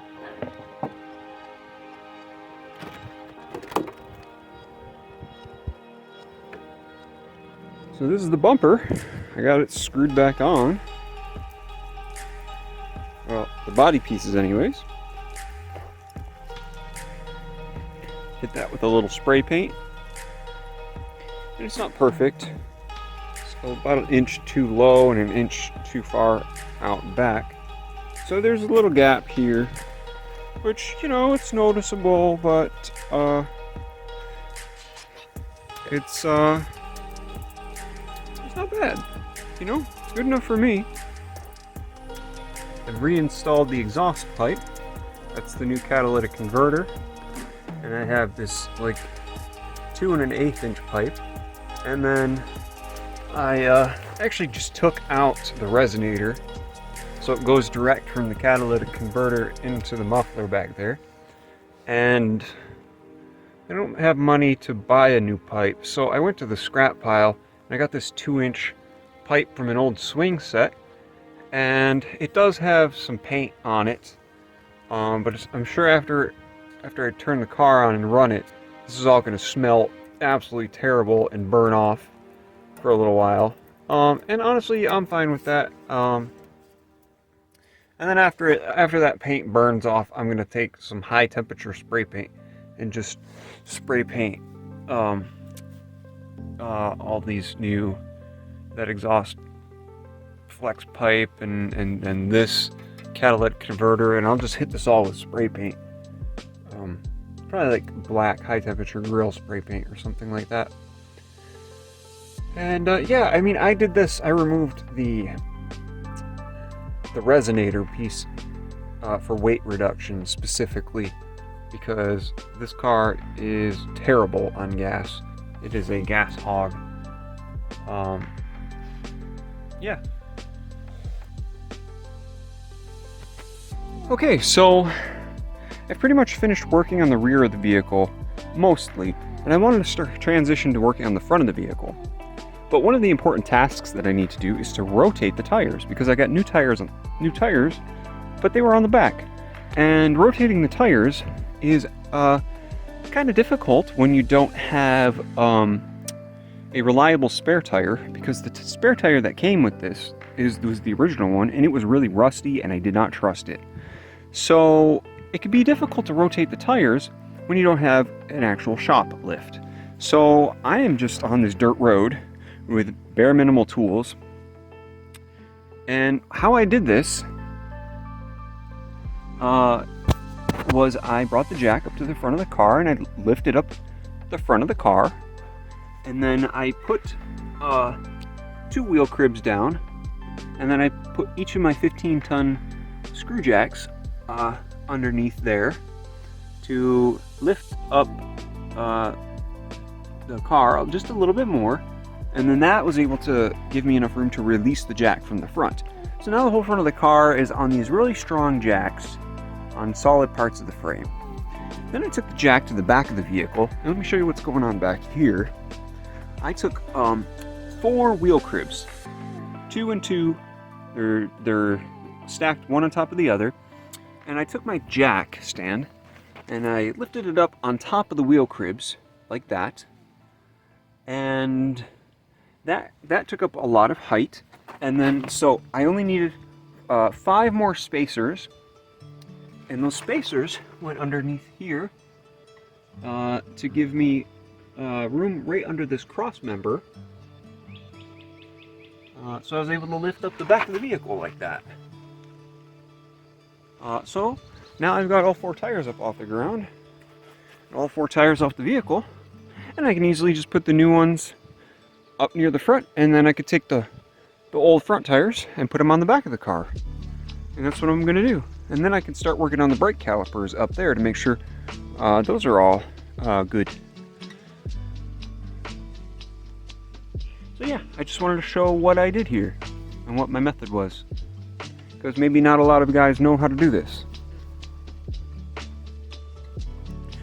So as I'm rotating my tire, taking the front one, putting it on the back, I noticed I have some type of nail or bolt or something in the tire here.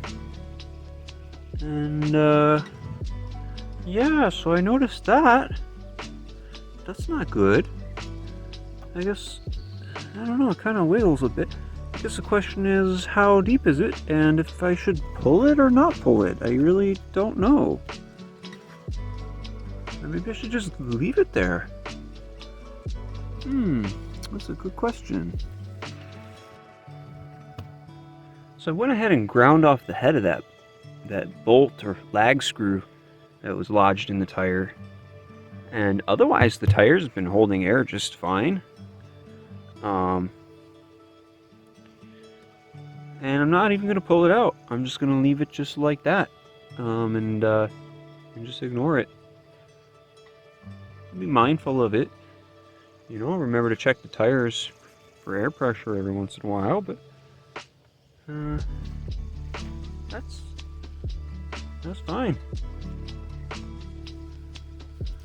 So this is the drive right behind the driver's side front wheel well, and I got to cleaning up this area, and there was a huge rust hole right here, so I added yet another patch,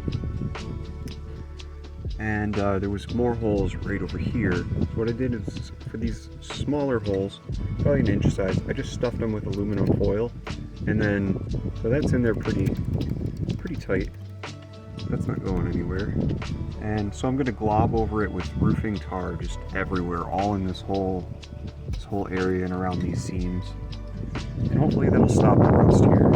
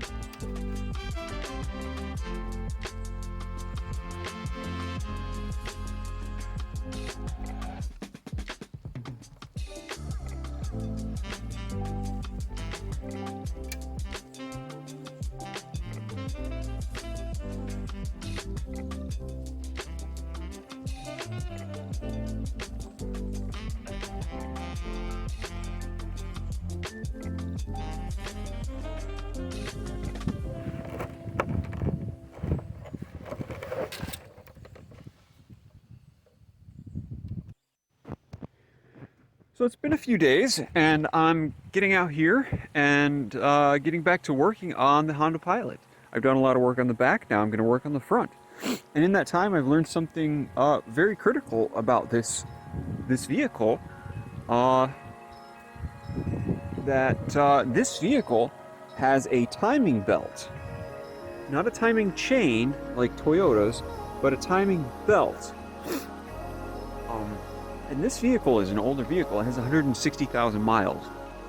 Now, the manufacturer recommends that you change the timing belt every 90,000 miles. And the timing belt just keeps everything in a harmonious cycle so that when the spark plugs and things fire, the pistons are in the right position. And if the timing belt breaks, then things inside of the engine can like hit and clunk and catastrophically fail the engine. Basically, if the timing belt breaks, the engine will blow up, and then your car is done. You need a whole new engine. So, manufacturer recommends you change the timing belt every 90,000 miles. Now, since we've had the vehicle for 70,000 miles, and it has 160,000 miles, I can tell you I have never changed this thing. And I honestly, learning this information, I don't know how I have been so lucky up to this point that the timing belt on this thing has not already broken and catastrophically failed the engine. So yeah, I mean, as I'm going about this kind of restoration project on this Honda Pilot, I'm learning a lot of things. So we're gonna get in here and I'm gonna do a DIY timing belt replacement. I've watched some videos on YouTube, and I think it's within my skill set to do this. So, yeah, we're gonna go. I've got some parts. I've got a timing belt kit that I ordered from Rock Auto, and that came in the mail. Got that in the back here. That's in here. And I got a couple of specialty sockets and wrenches in here. So if there's any one piece of service maintenance or preventative maintenance that I can do on this entire vehicle, I would say that changing the timing belt is probably the most important thing, because this vehicle's long overdue for a timing belt change. And I don't even want to start up or run this vehicle until it's been changed. Because yeah, I could just start it up, and it could just, the whole engine could just blow up and die. And I don't want to have that happen to me when I'm going down the road. Yeah, so it's imperative that we change that. So I got the cover off so we can get to this crank pulley easier, because this is basically the most important first step, is we got to get this bolt loose. Got a 19mm socket. Now this is a very special socket. See how fat and chunky that thing is? Yeah, because we're going to apply a whole ton of force to this bolt here to try to get it to come loose. All right, we're going to try it with medium power.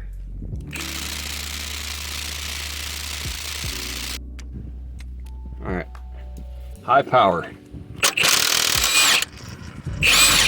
All right, it came out.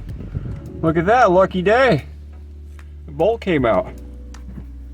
Oh yeah. Oh, that is a beautiful thing. Nice clean bolt too. Oh, look at those clean threads. Oh, that's amazing. I am so happy. I cannot tell you how happy I am that that bolt came out like that. That's awesome. That is awesome. So now I'm draining out all the coolant. I've got a bucket set up here on a few spacers. And this is just a piece of fuel line that I have, a spare piece of fuel line that I have connected up there on this drain valve. That's a coolant drain valve right up there. See that? And that's located just up and behind the oil filter up there. I've got a 17mm socket, and I got an old paint can to catch the old oil.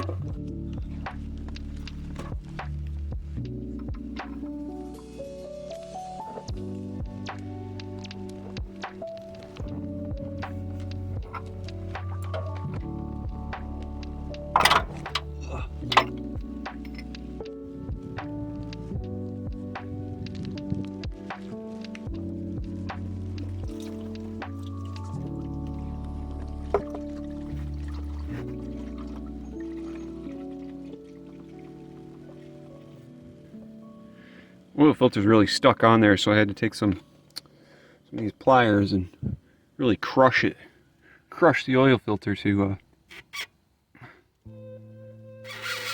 get this loose.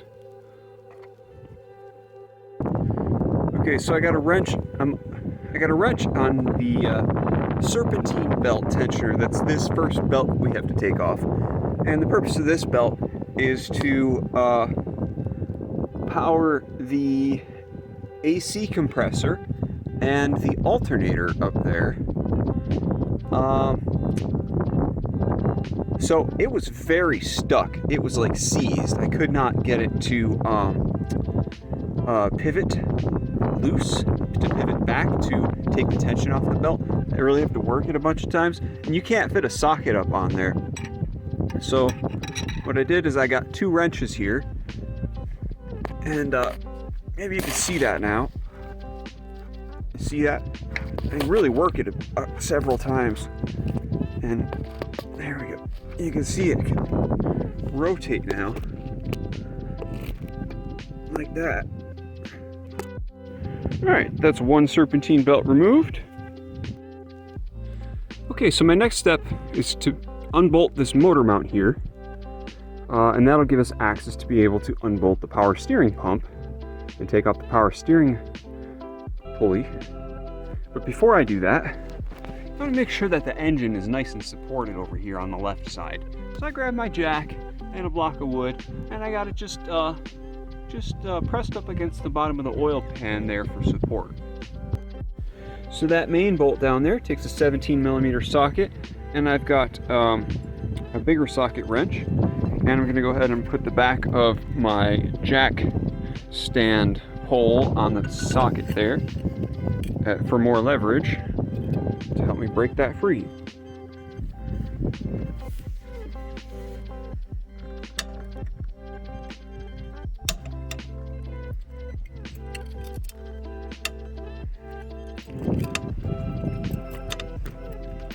Yep, now it's loose. Great. Alright, so this is how I'm taking out the motor mount bolts. I've got a couple of socket extensions here. There's a 1/2-inch socket. Those are 14mm bolts for the motor mount. And then this is from a 20-ton hydraulic jack. It's just a little pipe extension. It fits perfectly over the back of my socket for a nice, for more leverage. So I got the passenger side motor mount removed. It was down there, and now I got it pulled out up here. And upon inspection, we can see it is failed. This is a bad mortar mount. You can see where all the rubber has just ripped and torn on this lower side. It hasn't completely failed all the way through, but it's about to. This side, it's still a little bit attached, but you can see where it's started to break. So I'm gonna go ahead and order a new one of these.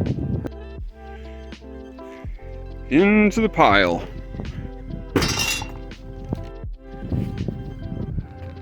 So I have to remove this power steering pulley belt. In order to do that, first want to loosen, there's a nut back in here under the pulley, it's right there. It's just a single nut. You want to loosen that, you don't need to remove it. It's a little difficult to see down in there, but that's where my finger is. There's one in there, that's 12 millimeter. And then there's a bolt right here, you want to remove that bolt on the back. And then there's the tensioner right here, this tensioner nut. Just loosen that as well. And once you do that, then this whole thing should be able to wiggle, and that should give me enough slack to get the belt off. That's the power steering belt. That's pretty bad. That needed to be replaced. Next I need to remove the dipstick tube because it's in the way. So if you trace it down in there, I've got this 10 millimeter socket. There's a little holder bracket, and there's a bolt right behind that under there. So I got the socket on it. We're just going to use this to remove it. Next I want to take off these top timing belt covers. There's 3 of them in total, but I want to do this top front one and this top rear one. There are 5 bolts on this front cover. Let's take this off now. The rear cover also had 5 bolts. The old belt, who knows how old it is, or it could have 160,000 miles on it. Even so, it looks like it's in great shape. But timing belts are kind of like guitar strings. They have cords or threads on the inside. And with a guitar string, if you're a musician and you've ever broken a guitar string, well, it'll sound great until one day it just snaps. And yeah, you break a guitar string just like that without any warning. Timing belts are really similar to that in a way. And we are going to change this anyways, but that's not the only reason we're in here. The tensioner pulley and the tensioner pulley bearings are often what fail the most often. And when that happens, it'll just instantly shred the timing belt. So I took out the crank pulley bolt, but I can't get the pulley off. It'll wiggle a little bit, so it's not seized on there. I just can't get it off with my bare hands. So I had to go get the claw. It's a hammer slide puller kit. Whoosh. Whoosh. Whoosh. Alright, so I set up the slide hammer with the claw piece, and I was able to get that off. I've got the lower cover removed now. And before I continue with this timing belt job, this is a good opportunity for me to get in here to this oil filter attachment part and disassemble this because there's a lot of oil leaking happening around in this area, and I got a seal kit that's got new seals and gaskets for this. So it's removed, and that's what it looks like. I now have easier access to the timing bolt tensioner up there, so I can get that off a lot easier. I get to those bolts. And looking at this, I mean, I would think that that's a good chance that that's where it was leaking from. Alright, so before I can reinstall the oil pressure parts with the new seals. I went ahead and cleaned this part up a little bit and put on some new seals. Alright, that's one old crusty timing belt tensioner removed. And that came off of right up there. And it's easy to remove this, considering that we removed these oil filter parts. I'm removing the other half of the motor mount that connects to the engine block to make more room. I had to move the power steering pump up and out of the way because there's another 10mm bolt where like this plastic connector and this wire attaches here. So I got to remove this 10mm bolt and then take out this wire, and then I can get the rest of this motor mount off. Alright, that's the rest of the motor mount removed. Next step is to remove those two pulleys down there, and then I can remove the timing belt. And after that, we're going to replace the water pump, which has a pulley on it.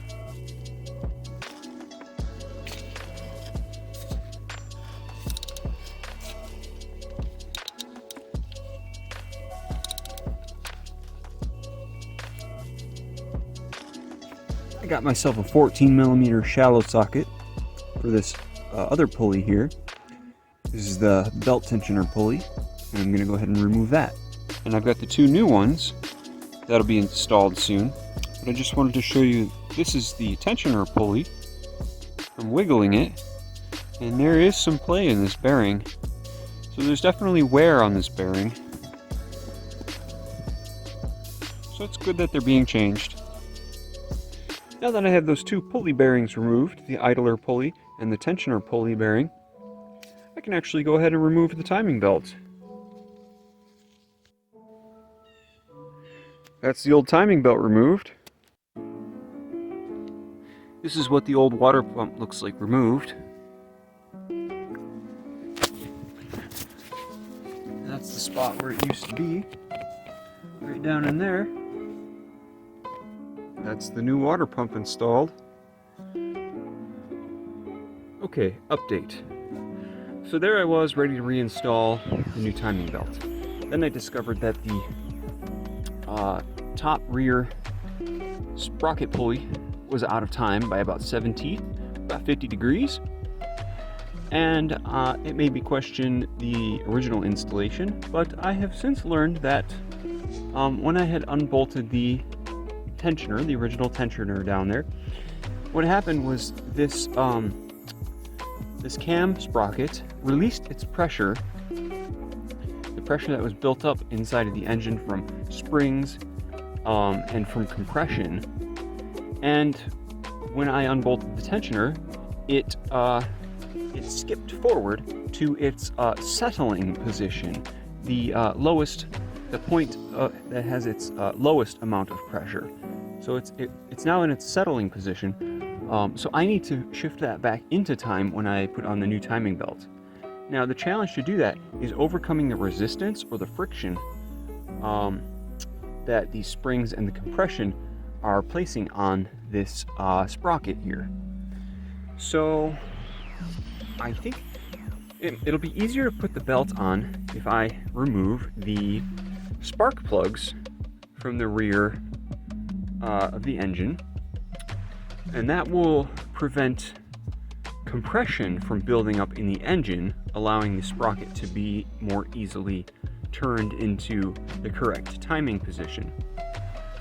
So that's what I'm doing now. Is it's about time actually that I go ahead and take out the spark plugs out of this engine, because they haven't been replaced in probably 4 or 5 years. And so I've begun to do that. I've got the coil packs out and I've got the spark plugs out, and I made a critical discovery. Is this is a coil pack. You just see how oil charred that is. Not only that, but if you compare it to a good one, like that's a good one. side by side here. Maybe you can see that. It's missing the spark plug boot at the tip of it, which must have come off and is now lodged down in there in the spark plug hole, still seated atop of the old spark plug. So I'm installing the new timing belt, and I think I've got it on. And there's a technique to this that really helped me to get it installed so that the prequel track running around here down to the tensioner is tight before it reaches the tensioner, and because the trick is you want all the slack to be here by the tensioner so you can get the belt up and over the tensioner, which is down there. So what I did is, obviously I got all of the sprockets aligned to be in time. I'll show you what those look like real quick.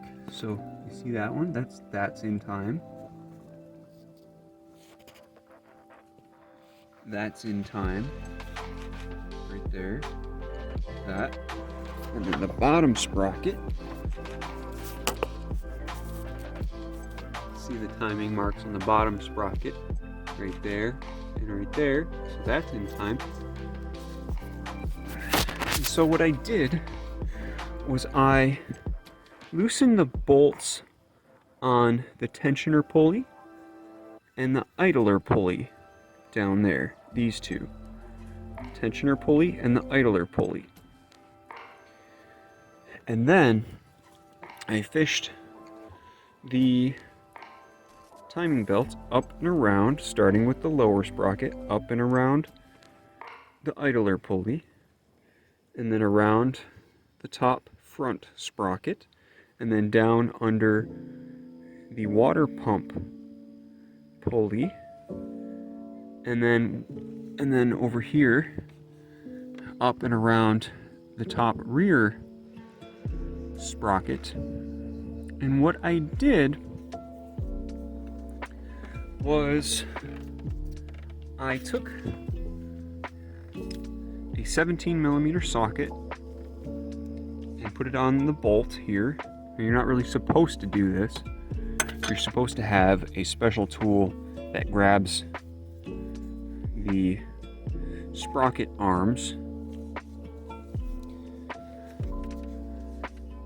But because I took out the spark plugs, that reduced the amount of resistance. So that's why I use this now. And I turned the sprocket clockwise about a couple millimeters, maybe 3 millimeters, anywhere from 2 to 5 millimeters. But I'd say about 3 millimeters, so from about there to right there, and hooked it on a tooth on the belt, and then I reversed the direction of my socket wrench, and then as it grabbed the tooth, I was able to pull it tight in the counterclockwise direction, which pulled all of the prequel track slack nice and tight around this water pump pulley down here, this shiny one.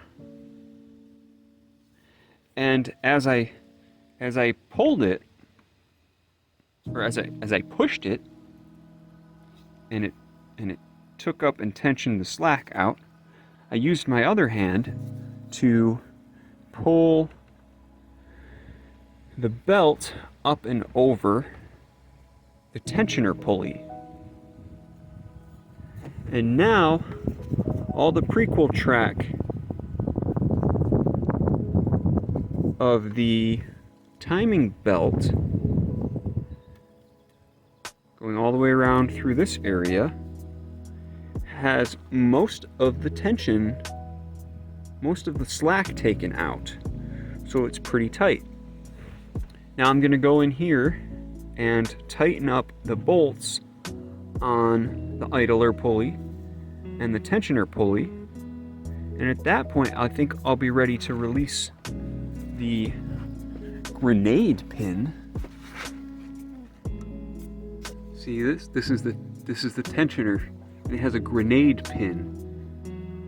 So when I'm ready, I pull that pin and this little piston will press up against and push force upon the tensioner pulley. See that? And that's gonna tension this side.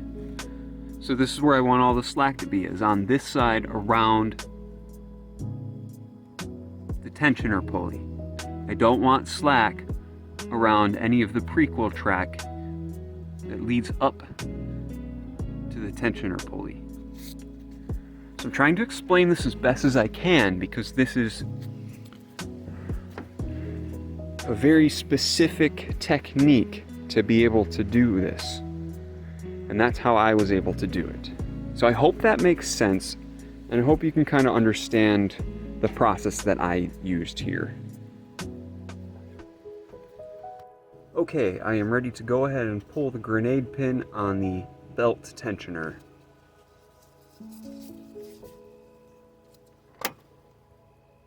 There it is.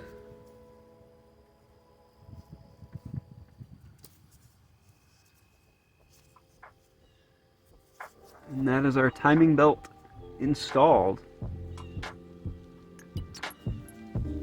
I can go ahead and start to put some things back together.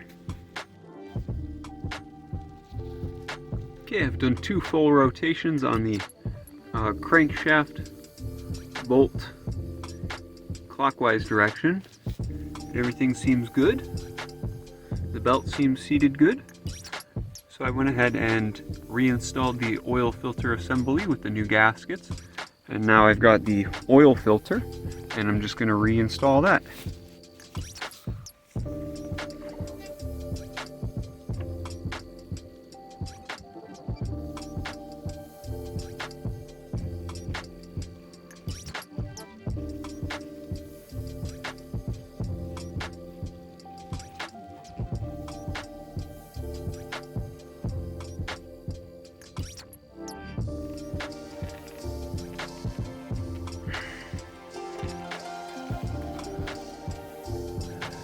I've reinstalled the engine side half of the motor mount, as well as the lower nut holding the power steering pump.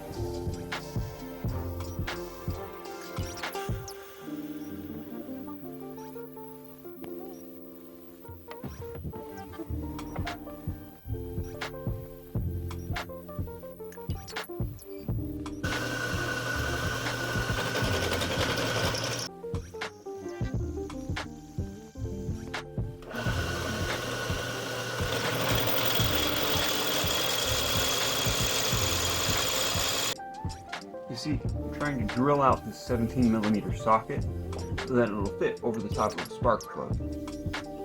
And since this is really hard steel, it's really hard to drill out with the drill bit. So what I'm doing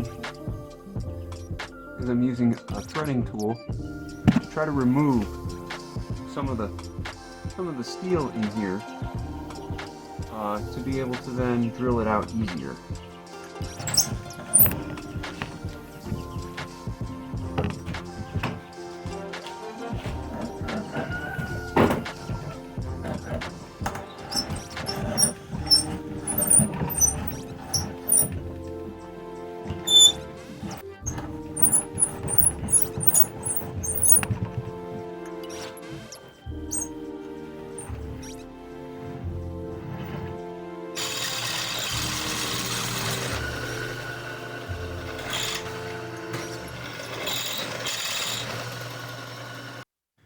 So just to review, this is a 17mm socket.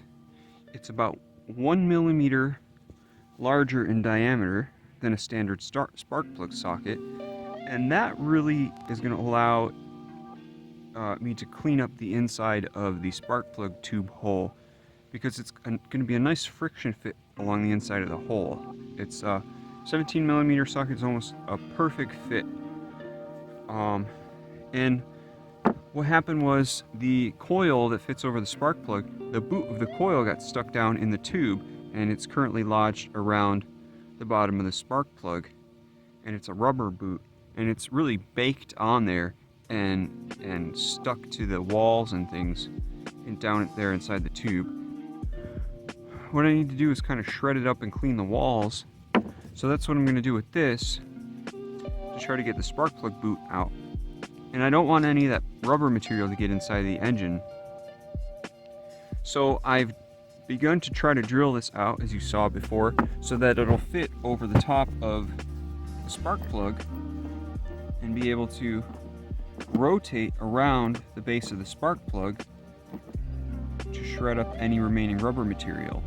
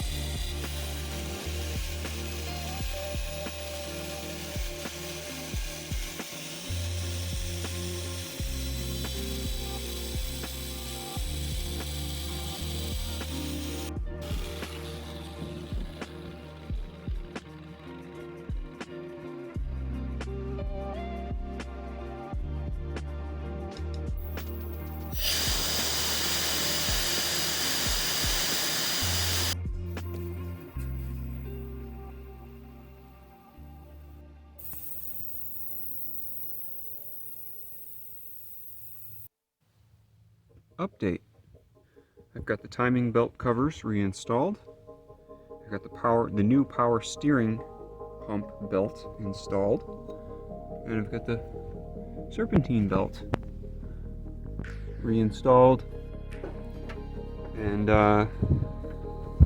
just checking the tranny fluid stick.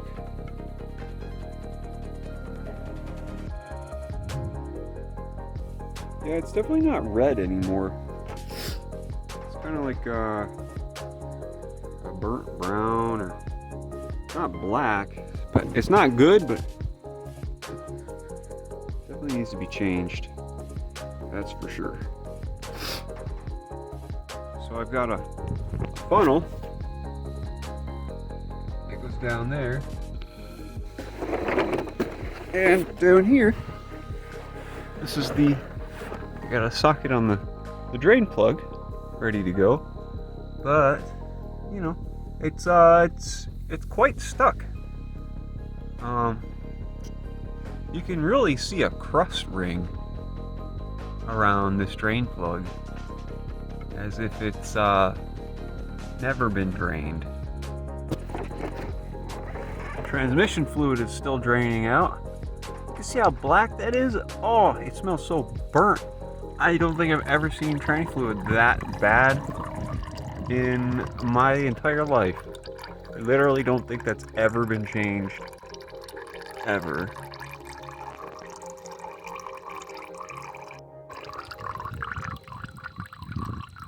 Oh God. That's bad. I was just gonna do a drain and fill, but seeing how dark that is, I think I might have to do a full flush.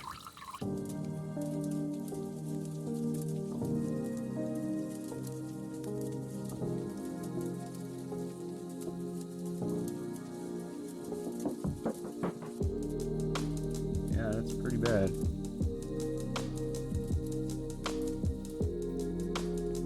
Now, I think I'm going to go ahead and do a valve adjustment on this engine, because it's never had one.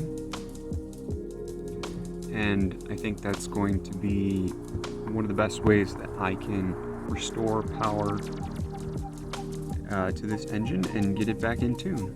So that's going to involve removing this top air intake, a bunch of hoses, and then that air filter intake. And then I'm going to take off the valve covers and then I can do the valve adjustment. And there it is. That's the air filter intake removed. At this point, I moved all the sensors and hoses from the throttle body. And there was also two air lines or vacuum tubes connected to the back. So I took the cover off of this air intake on the top of the engine, and these are the EGR passageways, the exhaust gas recirculation passageways. I think that's what it's called. And they are so caked up with black soot. These passageways are so clogged.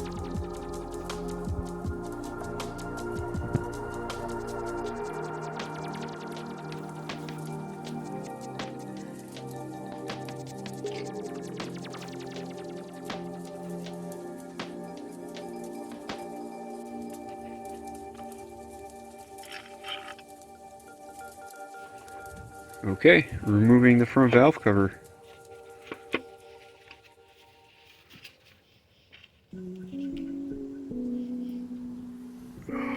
Okay, that's what that looks like. Here's my initial first look at the valve cover on the inside.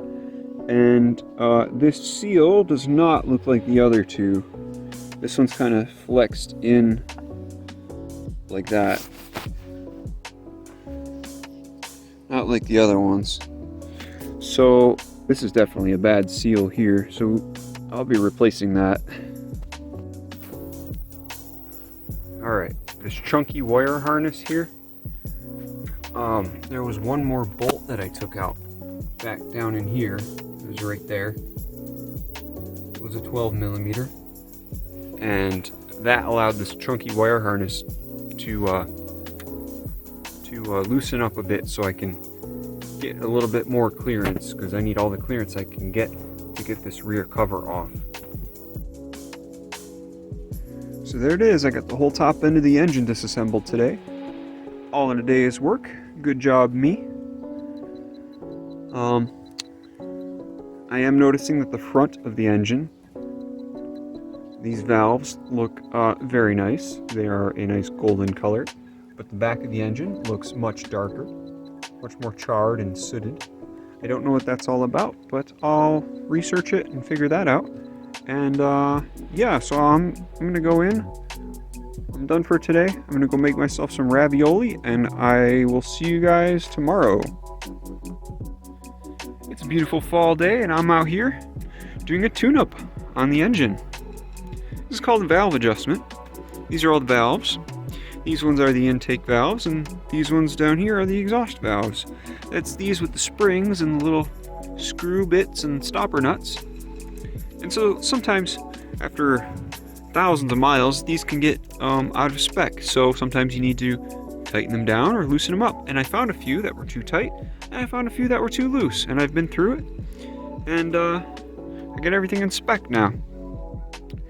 And basically it's just a 10mm socket and regular screwdriver. That's what I used. And this feeler gauge. These are really thin pieces of metal that I can use to kind of slide in here to actually check the spec. And they're very micrometer adjustments. We're talking about very fine millimeter adjustments of these things, finer than a piece of hair, or finer than a strand of hair. And so basically what you want to do is just I put a socket and a wrench on the power steering pulley, and I rotated the engine so that through this viewing port I have one valve that's up in sync. And then to identify the bank to work on, you just feel which ones can wiggle. So these can wiggle, and that can't, so that's not it. Yep. So back here, both these intake valves and exhaust valves, I can wiggle both of those. So that's how I know that this is the one to adjust because this is in the right position. Otherwise, all the other ones, you might be able to wiggle the front ones, but you can't wiggle the back ones. So that's how you know which cylinder the engine is aligned to do the adjustment. I hope that makes sense. I don't know if I'm explaining that very well, but it's a little bit of a more complicated topic to grasp.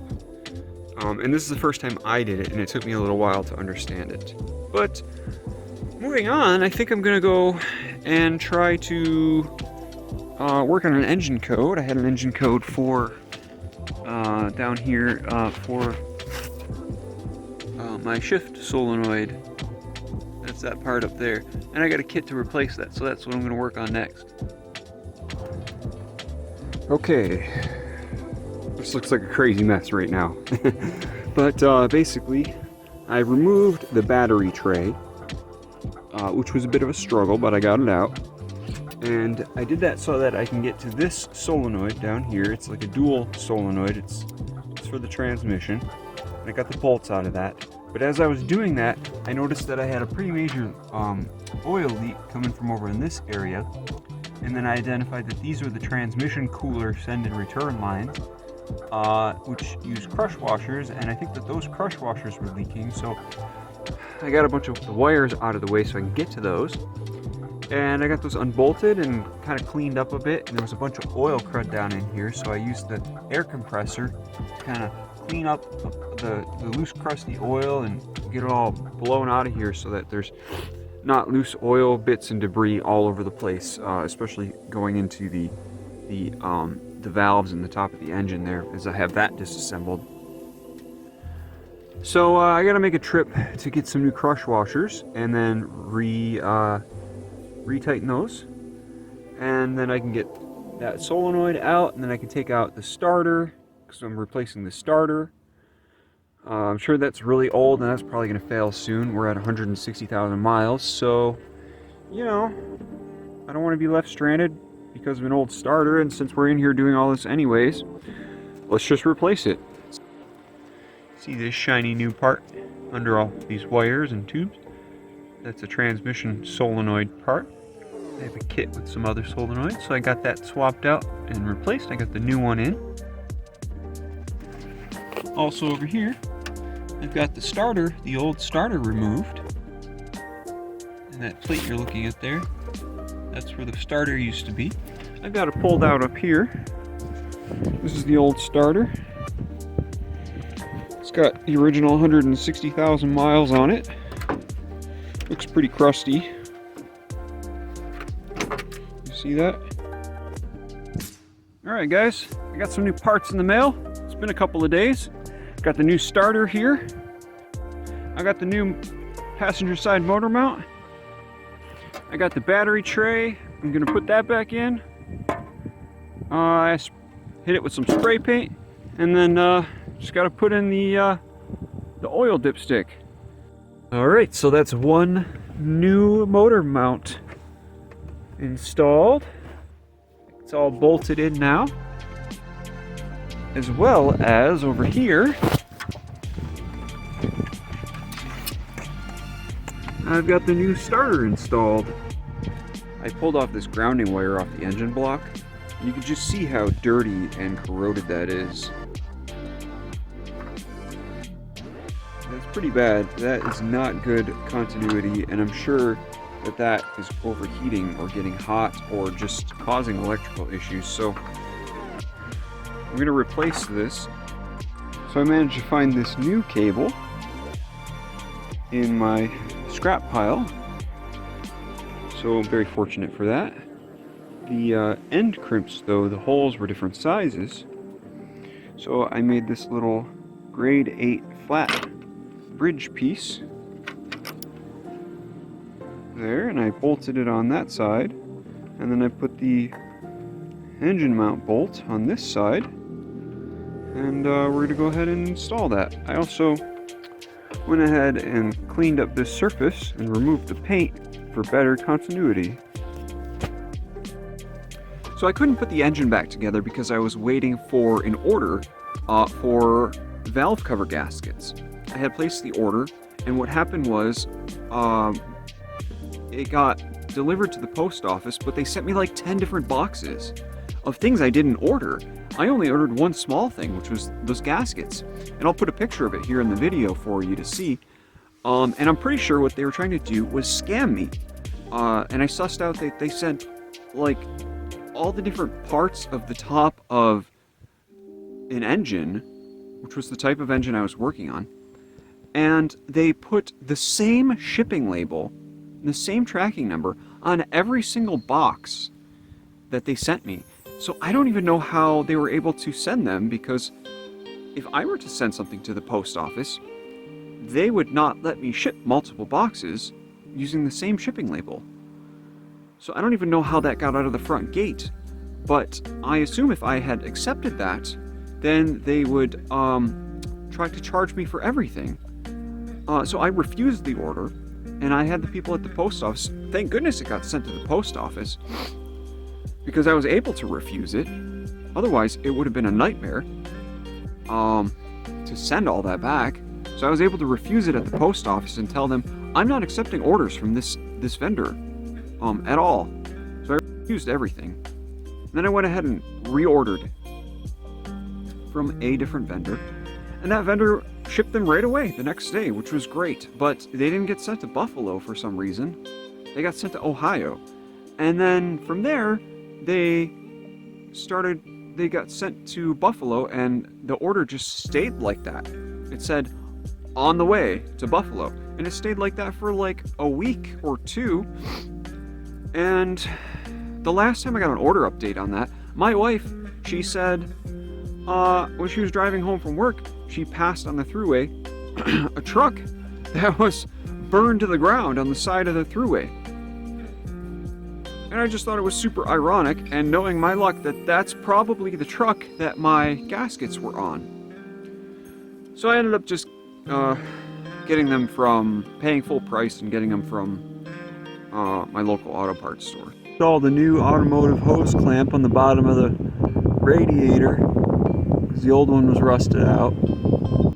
I repaired this battery terminal connection again because that broke off. So that's crimped there, and then I jammed that crimp inside of this crimp.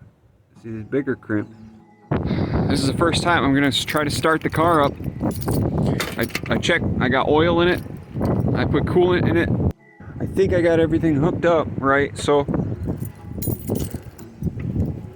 we're gonna try to start this thing up for the first time in 3 months since I did the timing belt, the valve adjustment, new spark plugs, new coil. See if I did everything right.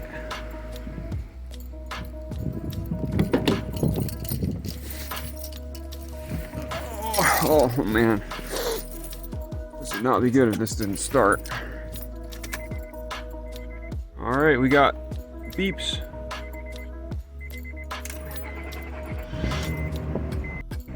Oh, it started. Yes. Oh yeah. Oh yeah. Yeah. All right. Yes. It started.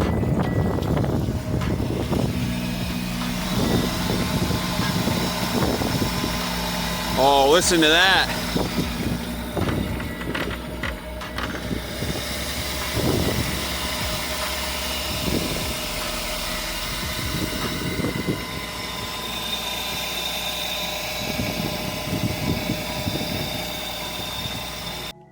So I got more coolant down here that we can add.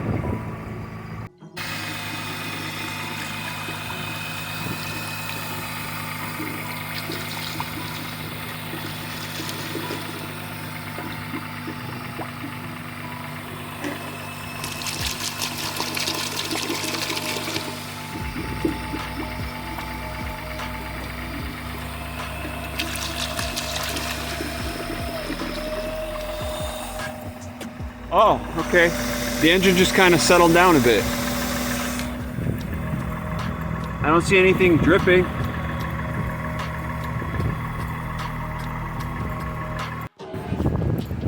I was hoping that check engine light would go off. I don't know what the code is, if it's the same code or a different code.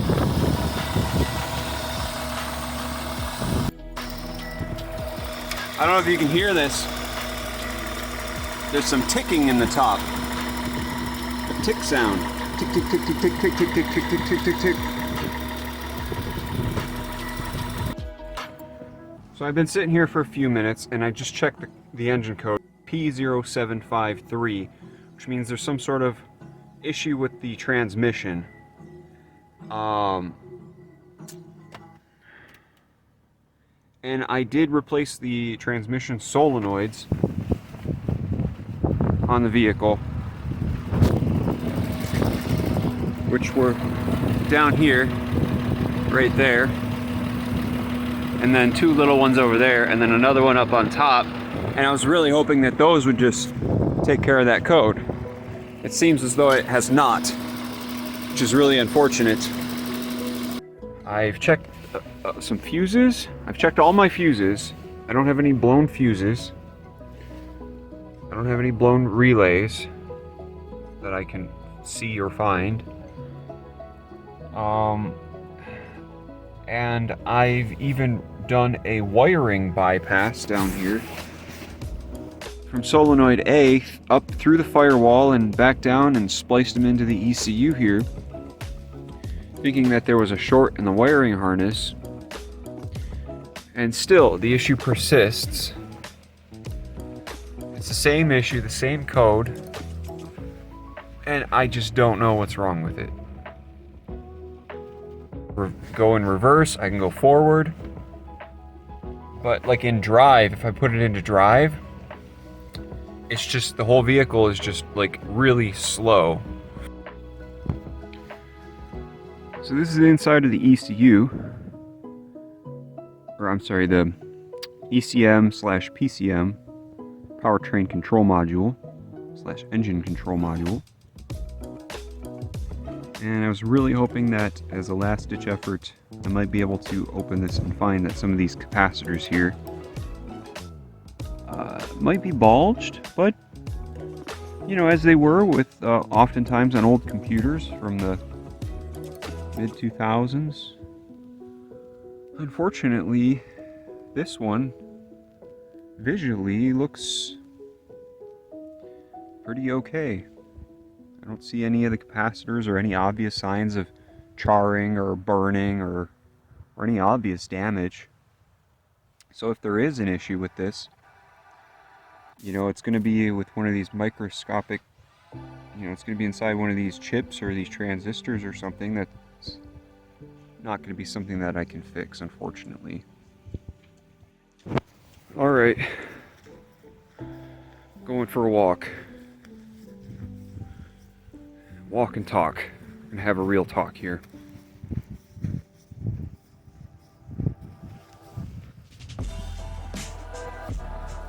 So, sometimes in life, as much as you hope and try for things to work out the way that you want them to, they don't always work out that way.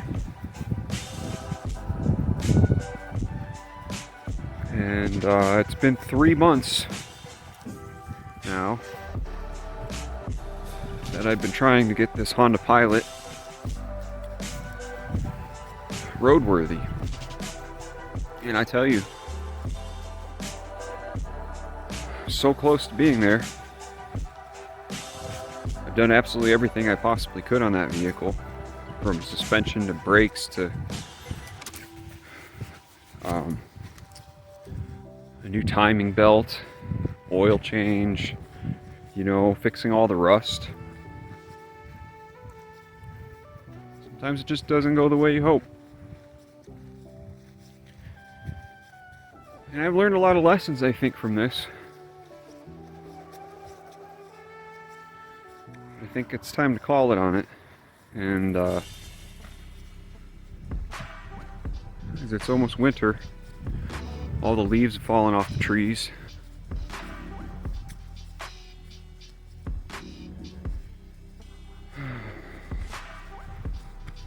It stinks, you know. Still got that engine code for transmission, one of the solenoids.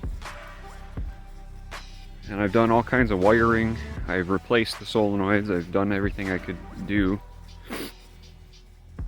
Sometimes it's just a symptom of an underlying bad transmission, or like I said, the ECU is bad, but at this point it's not something that I can fix.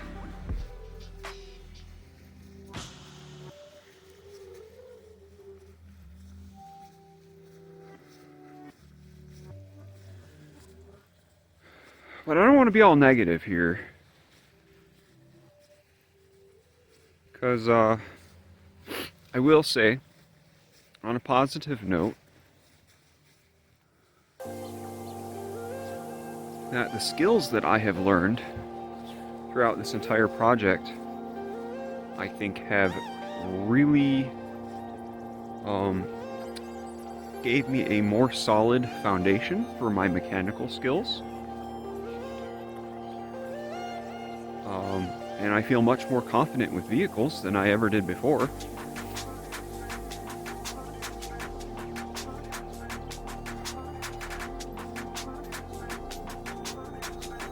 So I think that's one good thing. I've learned a ton of things.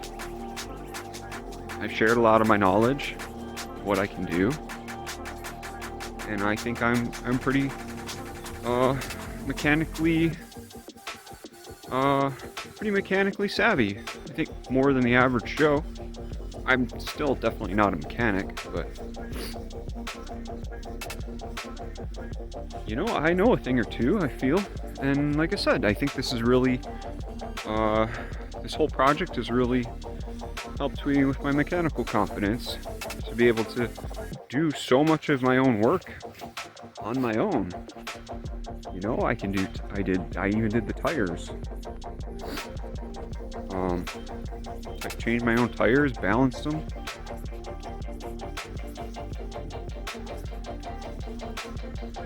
I just think, you know, this particular vehicle, it's not gonna happen. You know, and Honda Pilots, they are pretty known for having transmission issues, especially of that year, 2004.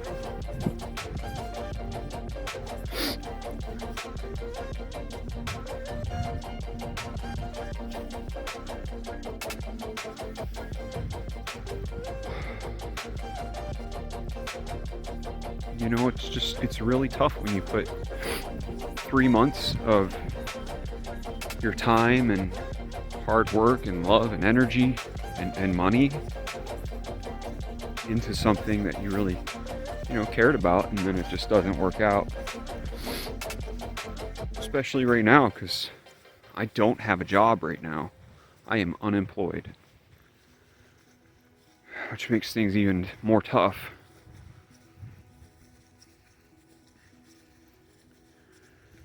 But things are gonna get better. I'm just gonna keep trying. You know, that's all I can do. Just keep trying.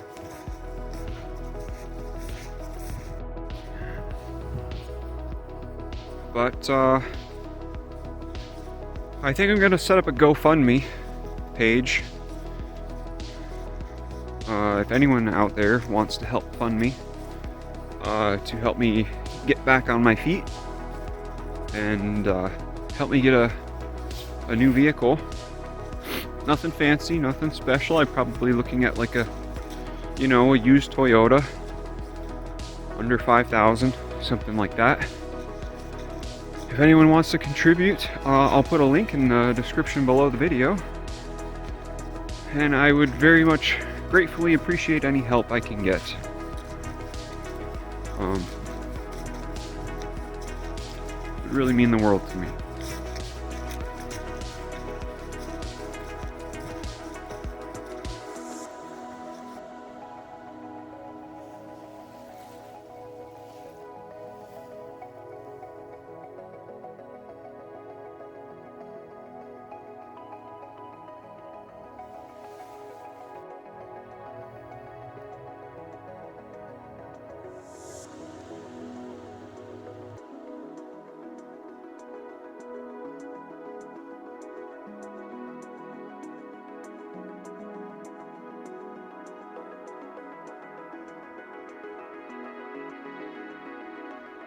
Jinx, what are we doing?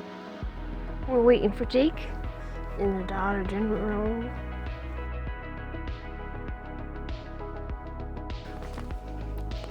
Jinx! You have no idea we're about to go to the park. Do you know what that means? We're gonna go to the park. We're going for a long walk. We're going to the beach. The park has a beach. Excited for us.